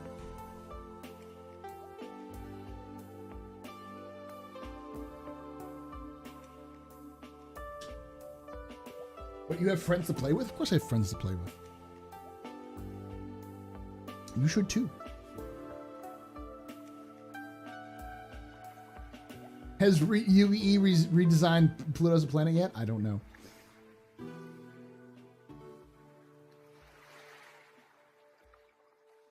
What if the Hurstons used Ninetales for some job and went back on the deal, and the Ninetales are getting back at them? Could be any reason. It's not what's going to happen. I know what's going to happen, which is the Ninetales are blockading Orison, so you have to run the blockade of Orison to help the Crusader, because the Ninetales and Crusader, especially Crusader security, hate one another, because the Ninetales are headquartered out of Grimhex, which is not good. I was going to make that joke as well, the Tony Hawk's Pro Skater joke about the carts. Yes, I know. All right, let me make my impassioned case. I'm going to say this now, and it's based off of a poll I did earlier. It's not the popular one amongst my viewers, so I apologize if you disagree with me. It's okay to be wrong. But I will tell you why non-unique names are better than unique names in Star Citizen. For those of you who have no fucking idea what I'm talking about, CIG has recently made the decision that all ships' names in Star Citizen, named by players, at least that we know of, will be unique. Meaning, if I have an Aurora and I name it Bob or Jerry or Enterprise, no other Aurora can be named Bob or Jerry or Enterprise. But a 300 can be named Bob, Jerry, or Enterprise. But that 300 is the only 300 can be named those names. And the people who get first dibs are the people who have been the oldest backers, or the people who originally purchased these things, and it goes back based off of your pledge date rather than anything else. And you'll be securing the first 5 or 6 ships: the Reclaimer, the 600i, the 890 Jump, the Mercury Star Runner, and the Carrack. So 5, yeah. 5. Those 5 ships will be the first names that you can name in 313, and then they'll show up in game. Now, these names will be printed on the side of the ship, and each ship will have its own corresponding serial number, a 6-digit number that will be its unique registration number for the ship. Now, this is why it's wrong, and it doesn't work well. If I have a ship, an Aurora, and I call it the Frontier,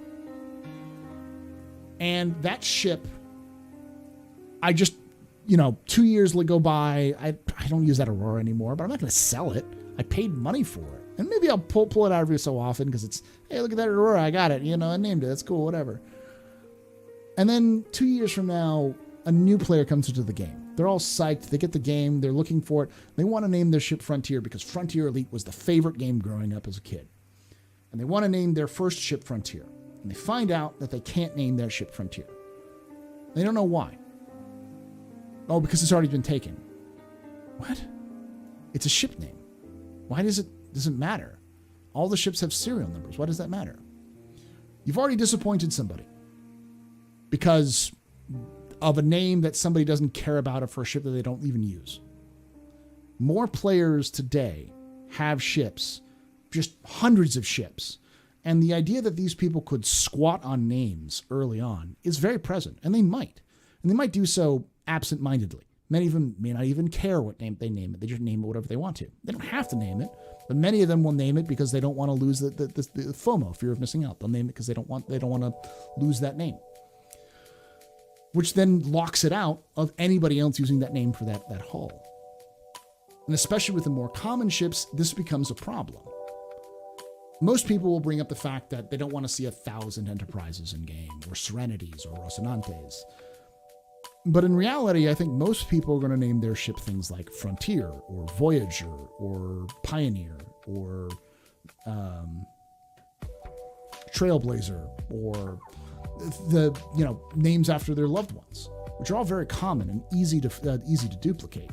And as the game expands and you have thousands upon thousands, millions even of people with these ideas, even unique names may end up being duplicated. In a game that's about a sandbox, about making you who you want to be, the unique thing shouldn't matter. What should matter is people's own input, their own design. And a name, even though it's duplicated, can still have a lot of sentimental or emotional meaning, even if it's common. And we shouldn't be forcing people to name their ships with letters and numbers, or putting or misspelling their names or making it plural just because of an arbitrary, we want to make new old backers feel special. It hurts newer backers coming into the future. It's an arbitrary reason to make things feel special. It doesn't actually cause people to say, oh, well, the person who owns the Rose, now that person becomes a famous person, and that ship, the Rose, becomes important. Well, how about the Rosa, or the Roses, or the Rosin? These are all, people won't really care. You can make ships, you make ships with the same name different with those serial numbers. And those serial numbers are a great way of, and the name itself is a great way of a gameplay aspect. You could name a ship something famous after somebody else, like Moist Noodle names his ship Cutlet, because Moist Noodle would, and that becomes famous for being a ship that's dangerous in the verse. Other people should be able to name that same ship the Cutlet, and they should go, oh wait, no, that Cutlet was EX5293, and this Cutlet is 752AN41. That's not the same registration number.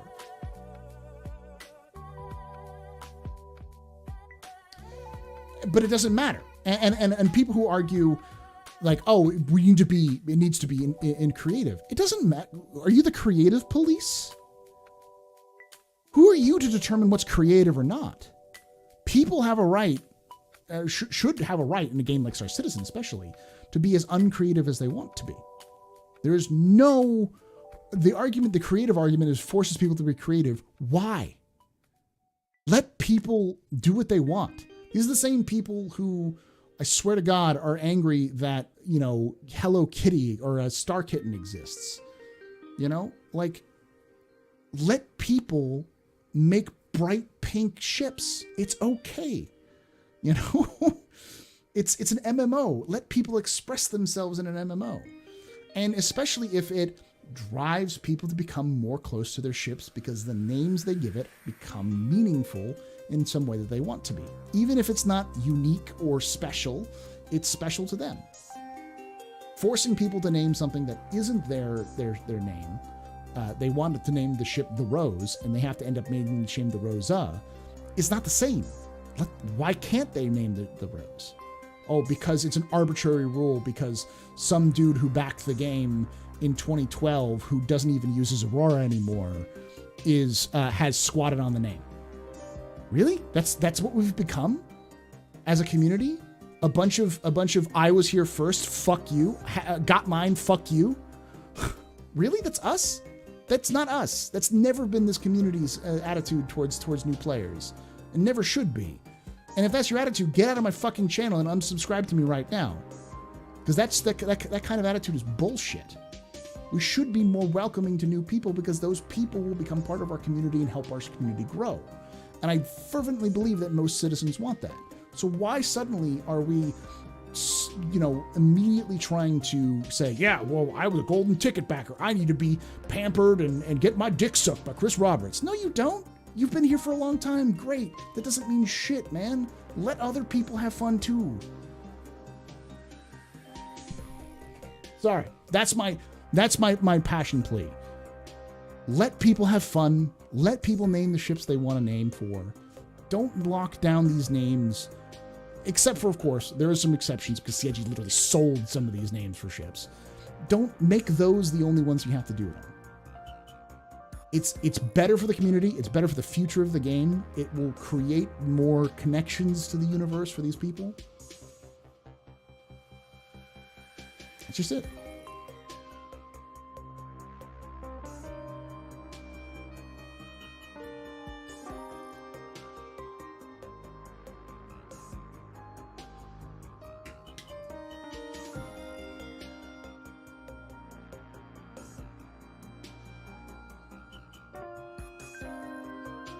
I disagree with you, but I don't paint us all with that brush. I'm not painting anybody with a brush. I'm saying that there's all of the arguments I've seen for the for unique names are shallow. They're incredibly shallow, or they're justifications for CIG's decision, rather than explaining for why this needs to happen. Why do unique names need to happen? Because the most common argument I've seen is, I want to feel special. And of course, as I said before, my counter argument is at the expense of new people. At the expense of other players coming to the game. Even if it's a small possibility, and those people who I've seen people say, oh, it's so unlikely that people will have the same names. It's a shit test. It's a shit, no. There is still likelihood because common names are still popular. And there's people from all over the world who play this game. But it doesn't matter. If you make unique ship names, that creates all these problems. Making non-unique ship names doesn't create these problems. And there's really no difference between them. I've never seen anyone explain to me how those things are different.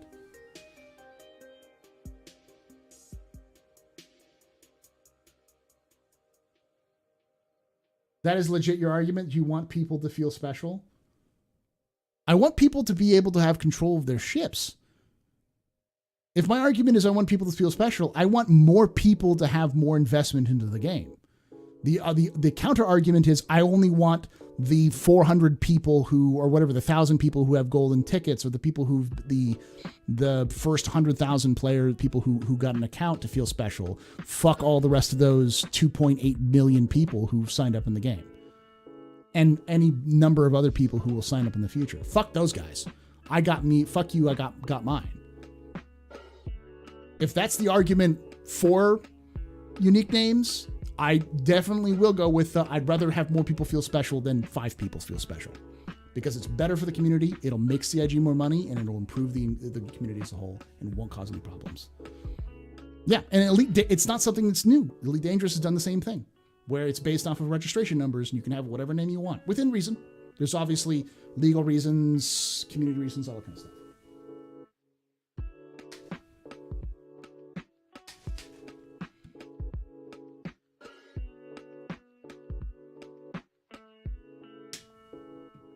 I think you're misunderstanding the goal. They want to make players identifiable by their ships and make it harder for people to troll others by copying someone else's ship names. I've never seen that that discussion by CIG. I don't know where CIG said they want to make people by ship names, but ship names are, I can make whatever name I want that's similar to another ship. If a ship becomes famous and it's called the Crack, I can spell crack in many different ways that at a glance looks the same. That argument is defunct. You can easily do the same thing with numbers or letters, and at a glance would do the exact same issue of names. And identifiable by ships. If people are identifiable by ships, the ships can still be identifiable with registration numbers. It doesn't matter how much you know about implementation or writing layers or any of these kind of video game terms.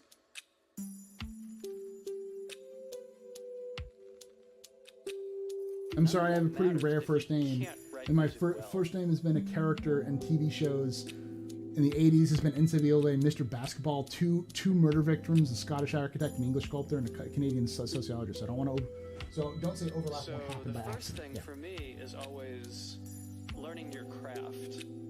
This is called Learn Your Craft. It doesn't matter where the music Jason is going. Dreams.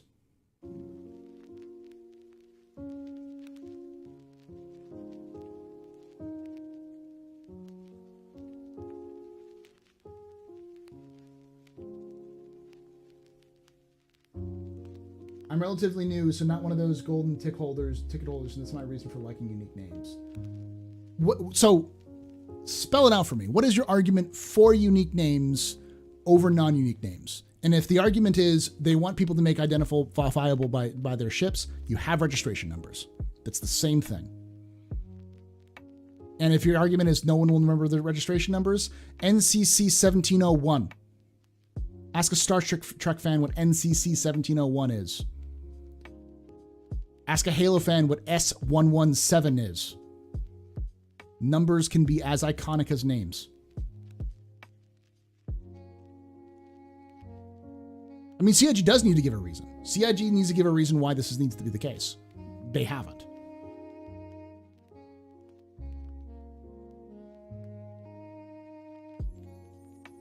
What's the reason then? What's the reason? What makes unique names more important than non-unique names?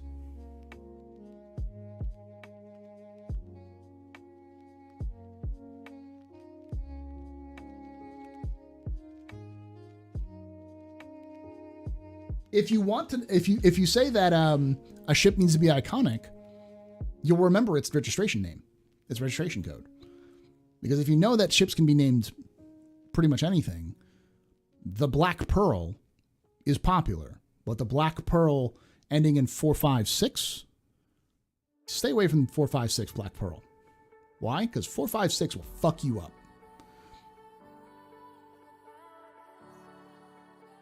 Hey, Sleazy. Or, as nerdy. I'm kind of going into an impassioned argument here.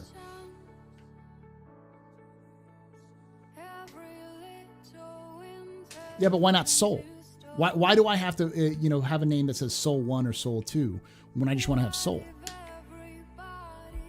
Because just there's a requirement for unique names? Well, now we're getting into gamer handles. How many people feel like a deep bond with 420 doing your mom 420 no scope? And how many people really want to see that kind of thing? If the arguments I've seen for CIG also come from the idea that it creates some sort of special bond with the ship if it's more unique. And the name doesn't matter. A name being unique doesn't make it more or less special. A name being important to you makes it more special.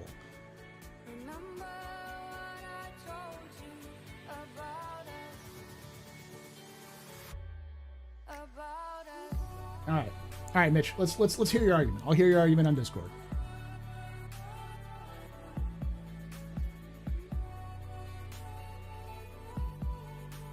You're muted, by the way.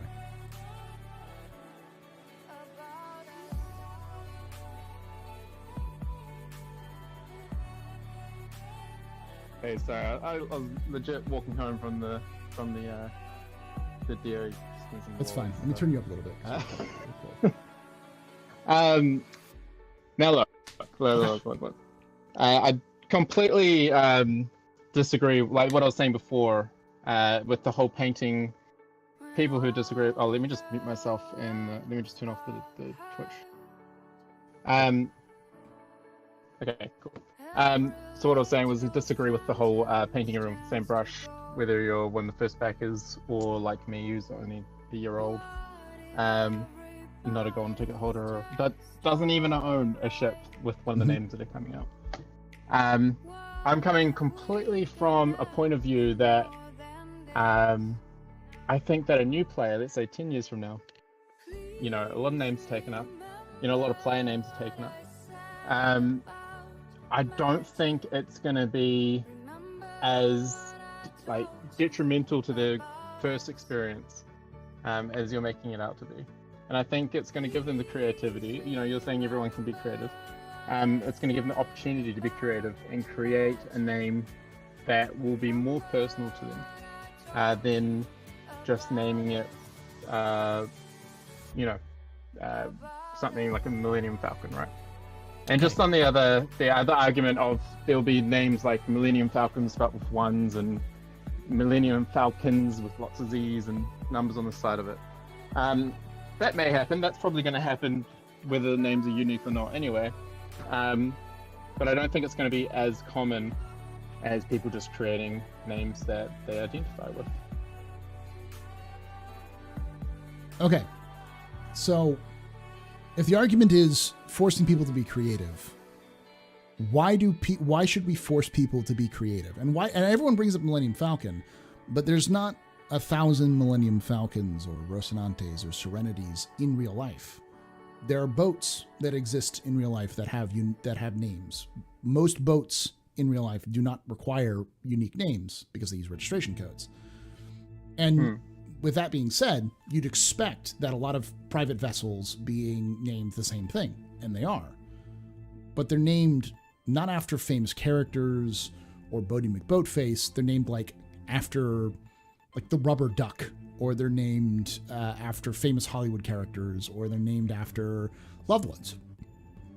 And I think no one in Star Citizen is going into their game going, how unoriginal do I want to name my ship? You know what? I'm going to probably the first person who ever thought of naming their ship the Enterprise. Everyone's going to come into the game with their own idea for their names. Sometimes they're going to be trolly. Sometimes they're going to be unique. Sometimes they're just going to be John or Martha or Sam. Why do we have to, like, why does forcing them to name their name more unique, how does that improve the gameplay of the game? How does it improve those people's experience if they are getting a name that they have to come up with a name because their name is taken? Okay, let me put it from a different perspective. I'm a new player jumping in the game, and I want to name my ship, and it's taken. This one's taken, all right. Let's name it the Santimonio, right? Some I don't know, something off the top of my head. And you know what, Santimonio is a mixture of two words, that whatever words they are, and I really like them. Hey, it's free. I'm gonna use it. I've now got a ship that's named after something that is probably a lot more personal, and it's going to be more rewarding knowing that I'm the only person with that ship, whether a new player or an old player. And it'll be interesting because, you know, CIG, we're all kind of playing hypotheticals here. CIG might turn around and be like, right, this is, you know, we didn't realize how many to be honest, there's so many bloody words in the world that I don't think they're going to run into this issue, but, you know, running out of ideas and stuff like that. But I don't know, I feel like it would be more rewarding to a new player. It's going to be more rewarding to me. Like I said in the tweets, you know, there's I'm going to name, you know, if some of the, you know, names are taken, like the Daedalus, you know, if I can name a ship after a Stargate ship, that would be awesome, but I doubt that might be the case. I'm going to name it after my mountain and after my beach, and use my, you know, the native language to kind of, and hopefully those will be available, and if not, there's other words I can use. But the point being is I'm going to have a much stronger connection to those ships personally. I'm not talking about every other player here, just for me with my ship, and it's going to feel like something that I own, especially, you know, if we're talking about lots of money here, you know, investing in lots of ships. Not lots of ships, expensive ships. And it's going to be the same feeling for that new person that comes along. And it's not about not stopping other people from having a particular name. It's about identifying with the ship that, for some people's case, is the only ship that can be flying around for a while. So the question becomes, why is the game better because they didn't get their first name? Why is the game better because you can't get Daedalus even though you want Daedalus as a ship? Because it forces you to change the names to something else? What about the people who bought it? I think that's the wrong question, Paul. Well, no, because that's what you're saying. You're saying that the game is fundamentally better. Let me finish up. No, I didn't say that at all. You said that the game is fundamentally better because it's forcing, because you know you're probably not going to be able to get the ship you want, name you want, but you'll name it about something else, and because of that, it will improve the experience because they have a unique name, a unique ship. It's not about making the game better at all. It's not about making it worse. So then why? It's about your attachment to the ship. So what you're saying is that it creates a better attachment, because the thing is that the name doesn't matter in any way, shape, or form. And if the name doesn't matter, no, I completely agree. If the name doesn't matter, then it's not gameplay. And if it's not gameplay, then why does having a connection to your ship matter? Well, why do we play video games? Why do we play RPGs? To build a character, to get attached to the universe, you know? It might be different for a lot of people. A lot of people might just play video games just to waste time and escape the world. But for a lot of people, playing a video game and getting kind of indulge in the world and live it for those 30 minutes to a couple of hours to, you know, however long you're playing in that session is you know, more important than that it doesn't necessarily, like, this isn't Yeah, I lost where I was going with that. But point being is, it is important to build these attachments, and that's what I think CIG is ultimately trying to do. But my argument is that having a unique name doesn't build attachments. Having a name that you chose builds that attachment, and that if it's unique, it does not make it more attached. It makes a ship more attached than the non-unique name. So fundamentally, the question becomes: why does a unique name make the ship better at being attached than a non-unique name? And if it's because it's unique and it's different and interesting, that seems like the argument is more exclusivity than it is inclusivity. I have an exclusive name, thus it is important to me, rather than I have the name that I wanted. Yeah, no, I definitely see your point, and I totally applaud you for taking the whole inclusivity side of the argument, and that's honestly probably the biggest drawback to this whole argument from this side of the discussion, because you're right. In life and social political policies, it should always be about inclusivity. Even in games. That's also my thing. Yes. And I'll continue on with this. I'll pause you for a moment and say that inclusivity, I think, is more important for healthier reasons, and for the building of the community long term. And the inclusivity argument is more based on the idea that, and this argument is mostly based off of, if the names don't matter, then why does the uniqueness matter? And if the uniqueness doesn't matter, then why do we need it? And if that's the case, then why don't we just allow people to name what they want? In the same way that we name our characters what we want to in an RPG. We choose what stats we want to do. Choice is a big thing, especially even in Chris Roberts games. Choice is always a matter. How well you do in one thing will determine the pathway that you go through in a Wing Commander game. So removing that choice artificially doesn't improve the game in a fundamental way. Let's go down a little rabbit hole for a second. Okay. Correct me if I'm wrong, but your in-game name is one of a kind, right? Yeah. Your character name. So the where I'm getting at is, why is this, when it's come to ships, Mm-hmm. why has it suddenly become a discussion? I won't say argument, I'll say discussion. Why has it suddenly become a discussion now when it's come to ships? But it's there's what if a new game comes out, let's say, and someone really likes you and names himself the Astropub, right? Then that's, I don't know, just using this example, don't look into the exception of the rule, but you can't now name that you've got to be the Astropub 1 or just Astropub or something along the lines of that. How is that any different in Star Citizen to ship names? Shouldn't we give characters and players a serial number then, or some other way to identify them? So here's the thing. When you signed up for your account, you had to do three things. You had to sign up for a handle, a login name, and a forum name. Your handle's not unique. The handle that you see in game, my name, the Astropub, it's not unique. Anyone can choose the handle. The forum name has to be unique, and the login name has to be unique. Okay. So yeah, that's what I was getting you the caveat of. Correct me if I'm wrong. So you're saying I can technically pay $5 to change my name to the Astropub? Yes, I believe you can, at least because of the uniqueness factor. And on top of that, you can think of this as kind of like an MMO, in the same way that we're likely going to also have names and multiple character slots. So each character is going to have a different name. The Astropub is simply the handle that I use right now, but in the future, as CIG develops with multiple character slots, I wouldn't be surprised if you had Paul Shelley. And then it becomes that complicated thing, because Paul Shelley is a character name, but I don't think CIG will lock down Paul Shelley as a name, because they already have my unique ID of who I am before. So it's Paul Shelley who has this handle. or something else like that. Right. So,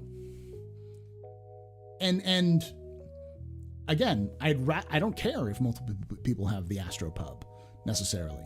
And if they want to ruin my reputation as the Astropub, that's my fault for being a streamer and for being a public figure rather than necessarily having other people be with my name. You know, it's the likelihood of my name being taken or other people using ships, you know, that are with like more famous content creators is very much there. And that's part of the risk of being a content creator is that kind of stuff happens. I can't tell you how many Astropub accounts I've found on Steam. Not even joking.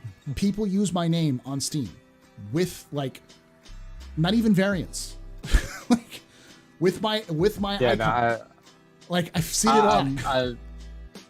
I mean, well before even streaming like this was a thing, my original gamer tag was Lighthawk, and I could never ever get a handle of just that. And at one point, even the numbers were taken, which was unfortunate, but that's all right. So just going back to the original discussion, what did you notice? So just completely, it's no longer kind of an argument, just a kind of a question to you. Do you notice CIG changing, stating that there might be like a $5 like a handle charge at one point in time? Yeah. What's your thoughts on that? Do you think this whole thing's more of a money grab than? Do you think that's where the whole thing stems from? Yes. So here's where I think this stems from. Because here's the other problem with this. There are records going back almost 10 years now of Chris Roberts talking about this exact same issue. And every single time Chris Roberts talked about this issue, he specifically said that he would rather make the names non-unique to the hulls and use some sort of registration number because that would be more immersive for the player base and be less complicated. On top of that, a month ago, Dave Coulson, who is one of the people who created the current flight model, works with the ship vehicle team. So he's one of those guys who should have access to this kind of information because he's probably tested it or some other things, said that you will not have to have a unique ship name, that your name will be, the name of the ships will be, could be non-unique because they have the serial number. And that the ships they sold names for, those ships would have to be unique because they already agreed to that. But every other ship other than that won't have to. And then they did this. Now, 2 of those ships, at least 2, possibly 3, had pre-names where you like the 890 and the 600 were the names that you could, the ships that you could buy with names on them. But the Reclaimer, the MSR, and the Carrack, I do not believe had unique title names that you could purchase at concept stage. So they're essentially moving forward with this. And in my mind, the only reason why they would do this is because if a player, old backers have a lot of money floating around. We often have thousands of dollars of ships and really only have 5 or 6 ships we actually care about, and then melt and unmelt ships and move that funds around so we could buy the new ships or buy the new hotness so we can try it out. CIG doesn't make any money from that. But if they can scare those backers into thinking that they're going to lose those ships with those names attached, that they are names that they want to lock down, they can possibly force them to buy new ships with new money. So once they've cemented their credits, now they can buy a new ship. Now that new ship comes out, the refinery ship comes out. Well, you don't have any credits, buddy. Pony up the actual cash. That seems like a pretty obvious FOMO or fear of missing out. And it's a marketing tactic where you hype people up to say that, if you don't participate now, if you don't get in on it, act right now. There's only limited quantities available, that kind of thing. And then, for future, people will hop onto ships and get the popular names because they don't want to lose the fact they got their names. And this is not unique. CIG has done this before. They use FOMO tactics a lot. It's how the sales function. So, Manufacturer scarcity. Yeah.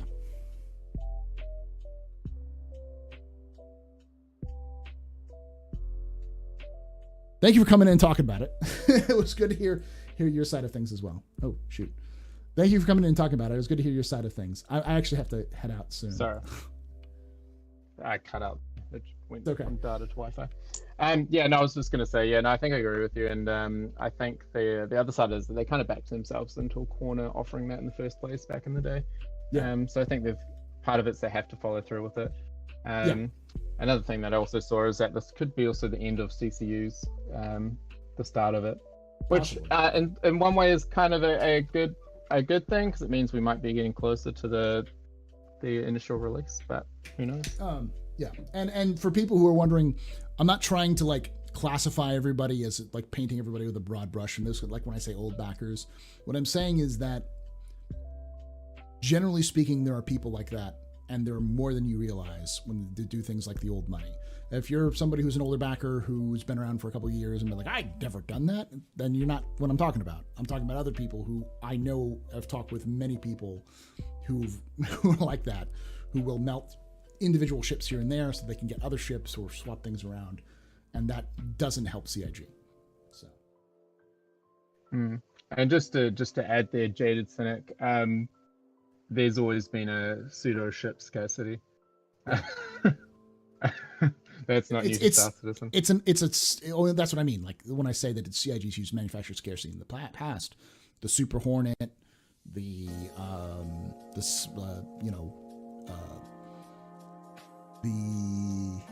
Freelancer Miss, the Javelin and the Idris, the Carrack.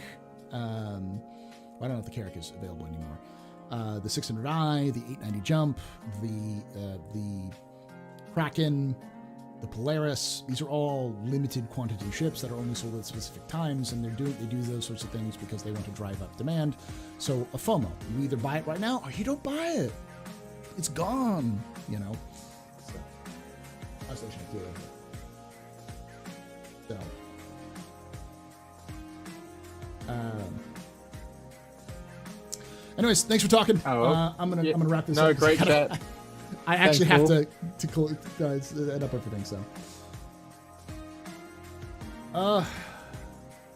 So that is a heated conversation, and I'm sure I made some people angry. And I said that it was going to happen in the very beginning, but I hope I explained myself in a way that makes sense. Is that the angle that I'm coming at is that no one really cares. The reality is I'm probably the only person who gives this much of a shit about names. It's not even a fucking gameplay aspect, but CIG put it in their gameplay thing. And my argument is always for more inclusivity, which improves the lives of everybody in the game, than exclusivity in the sense of only improving the lives of certain people. So. Woof! All right. Hey, Naz, how you doing, buddy? Naz is going to be on the captain's table Saturday, so you'll see Nazareth there soon as well. Shining Shelly, thank you so much, Pickle Skin. Can't wait for the YouTube videos. I can't wait for the number of comments on this video, which are going to be on YouTube, which are going to be negative. Can't watch this. I can't wait to see my subscriber number drop because of passionate fans. And I agree, Afrotastic, that's a great way of doing this. Could all be solved by allowing players to customize their serial numbers in-game on release, like cars. Bingo, bango, bongo. I would have much preferred that CIG retconned the idea of doing unique hull names on those ships with unique registration numbers, because I think people would be okay with having their unique Rocinante Carrack or 890 Jump, as long as it has the custom 6-digit extension, license plate number. That makes more sense. Custom vanity plates with your serial number makes sense. Non-custom vanity plates for your serial number, but everyone has their generic serial number, but everyone can have the same name, also makes sense.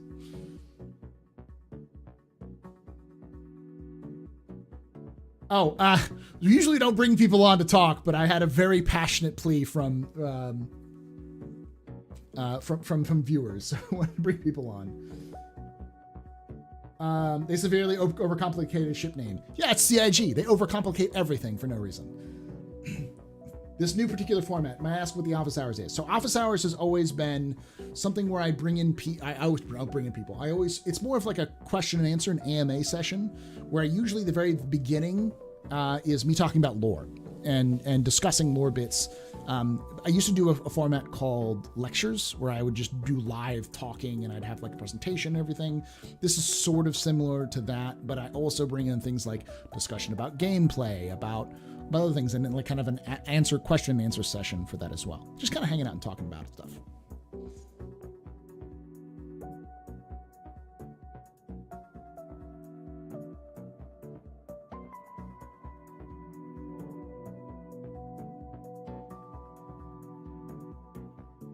And I also will before I sign off, I will say this as well, that I think a lot of people miss out on the idea that right now we see our player names. In the future, you probably won't see anything on your HUD. If anything, you'll probably see something to the effect of your passive radar will pick up a target, and your radar might register them as 1, 2, 3, 4, 5 based off of when they pick them up. You will not see the names of the players. You will not see the name of the ship. You will not see the serial number of the ship. You will just see ship and possibly what the silhouette tells you. And then you have to scan or get more detailed scans to figure out the name, the serial number, the occupants, those sorts of things. The current scanning tech is outdated.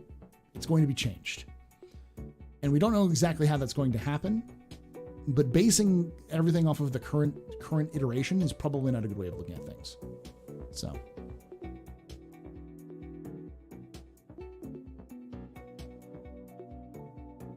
I have no idea who you are. I just woke up. Man, I love Sleep Raid Roulette.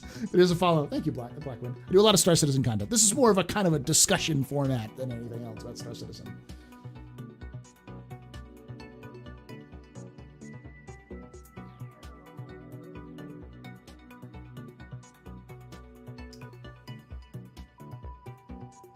Hello, Paul. Long-time listener, first-time caller. Dem Xenos, Paul. Blah, blah, blah, blah, blah, blah, blah.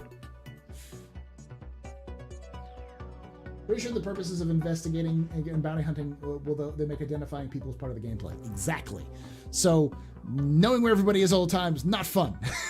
So having some sort of scanning gameplay works for exploration, it works for bounty hunting, it works for mercenary work, it works for pirate work. Proves the gameplay for everybody. Their names will be wiped when the server happens, I believe as well. What then? Maybe they change it. No. Server the current names are not based off of. You can only get them on the website. Names are going to only be for people who purchase the ships with actual cash, and you can only put the names in on the website. And it's only for 5 ships.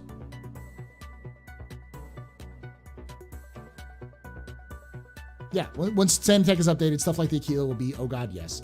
The Aquila, the Terrapin, the Hornet Tracker, the Carrack, all of these ships will gain a lot more value because they have beefy scanners because they're exploration ships or identifying ships. Even the 315P has a pretty good scanner suite. So. Ships that were brought in the past or ships will be brought in the future. Bought in the future. Ships that are already purchased with real cash. You won't be able to name your ships in-game with purchase ships in-game and name those ships until in the distant future. In-game handles unique. Okay, so I was wrong about that.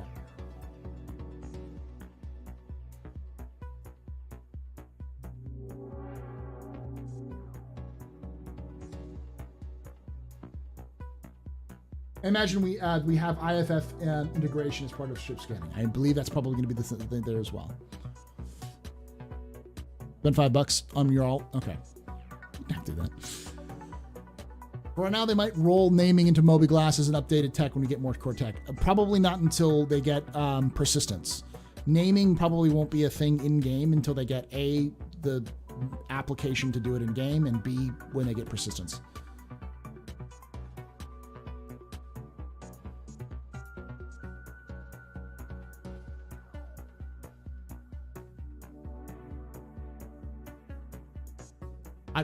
I still don't think anyone should be, the unique names things is stupid. It's just my thoughts. I don't think it actually adds anything to the gameplay. It doesn't add anything to the universe. If anything, it takes stuff away. And anywho, with that thought, thank you guys so much for hanging out with us here. If you're watching this on YouTube after it's been recorded, please hit that like button if you enjoyed this. Dislike if you disliked it. Comment down below if you want to ask your own questions, put your own thoughts or interpretations of what we talked about. Make sure to subscribe. We're trying to get more subscriptions going on here in the pub.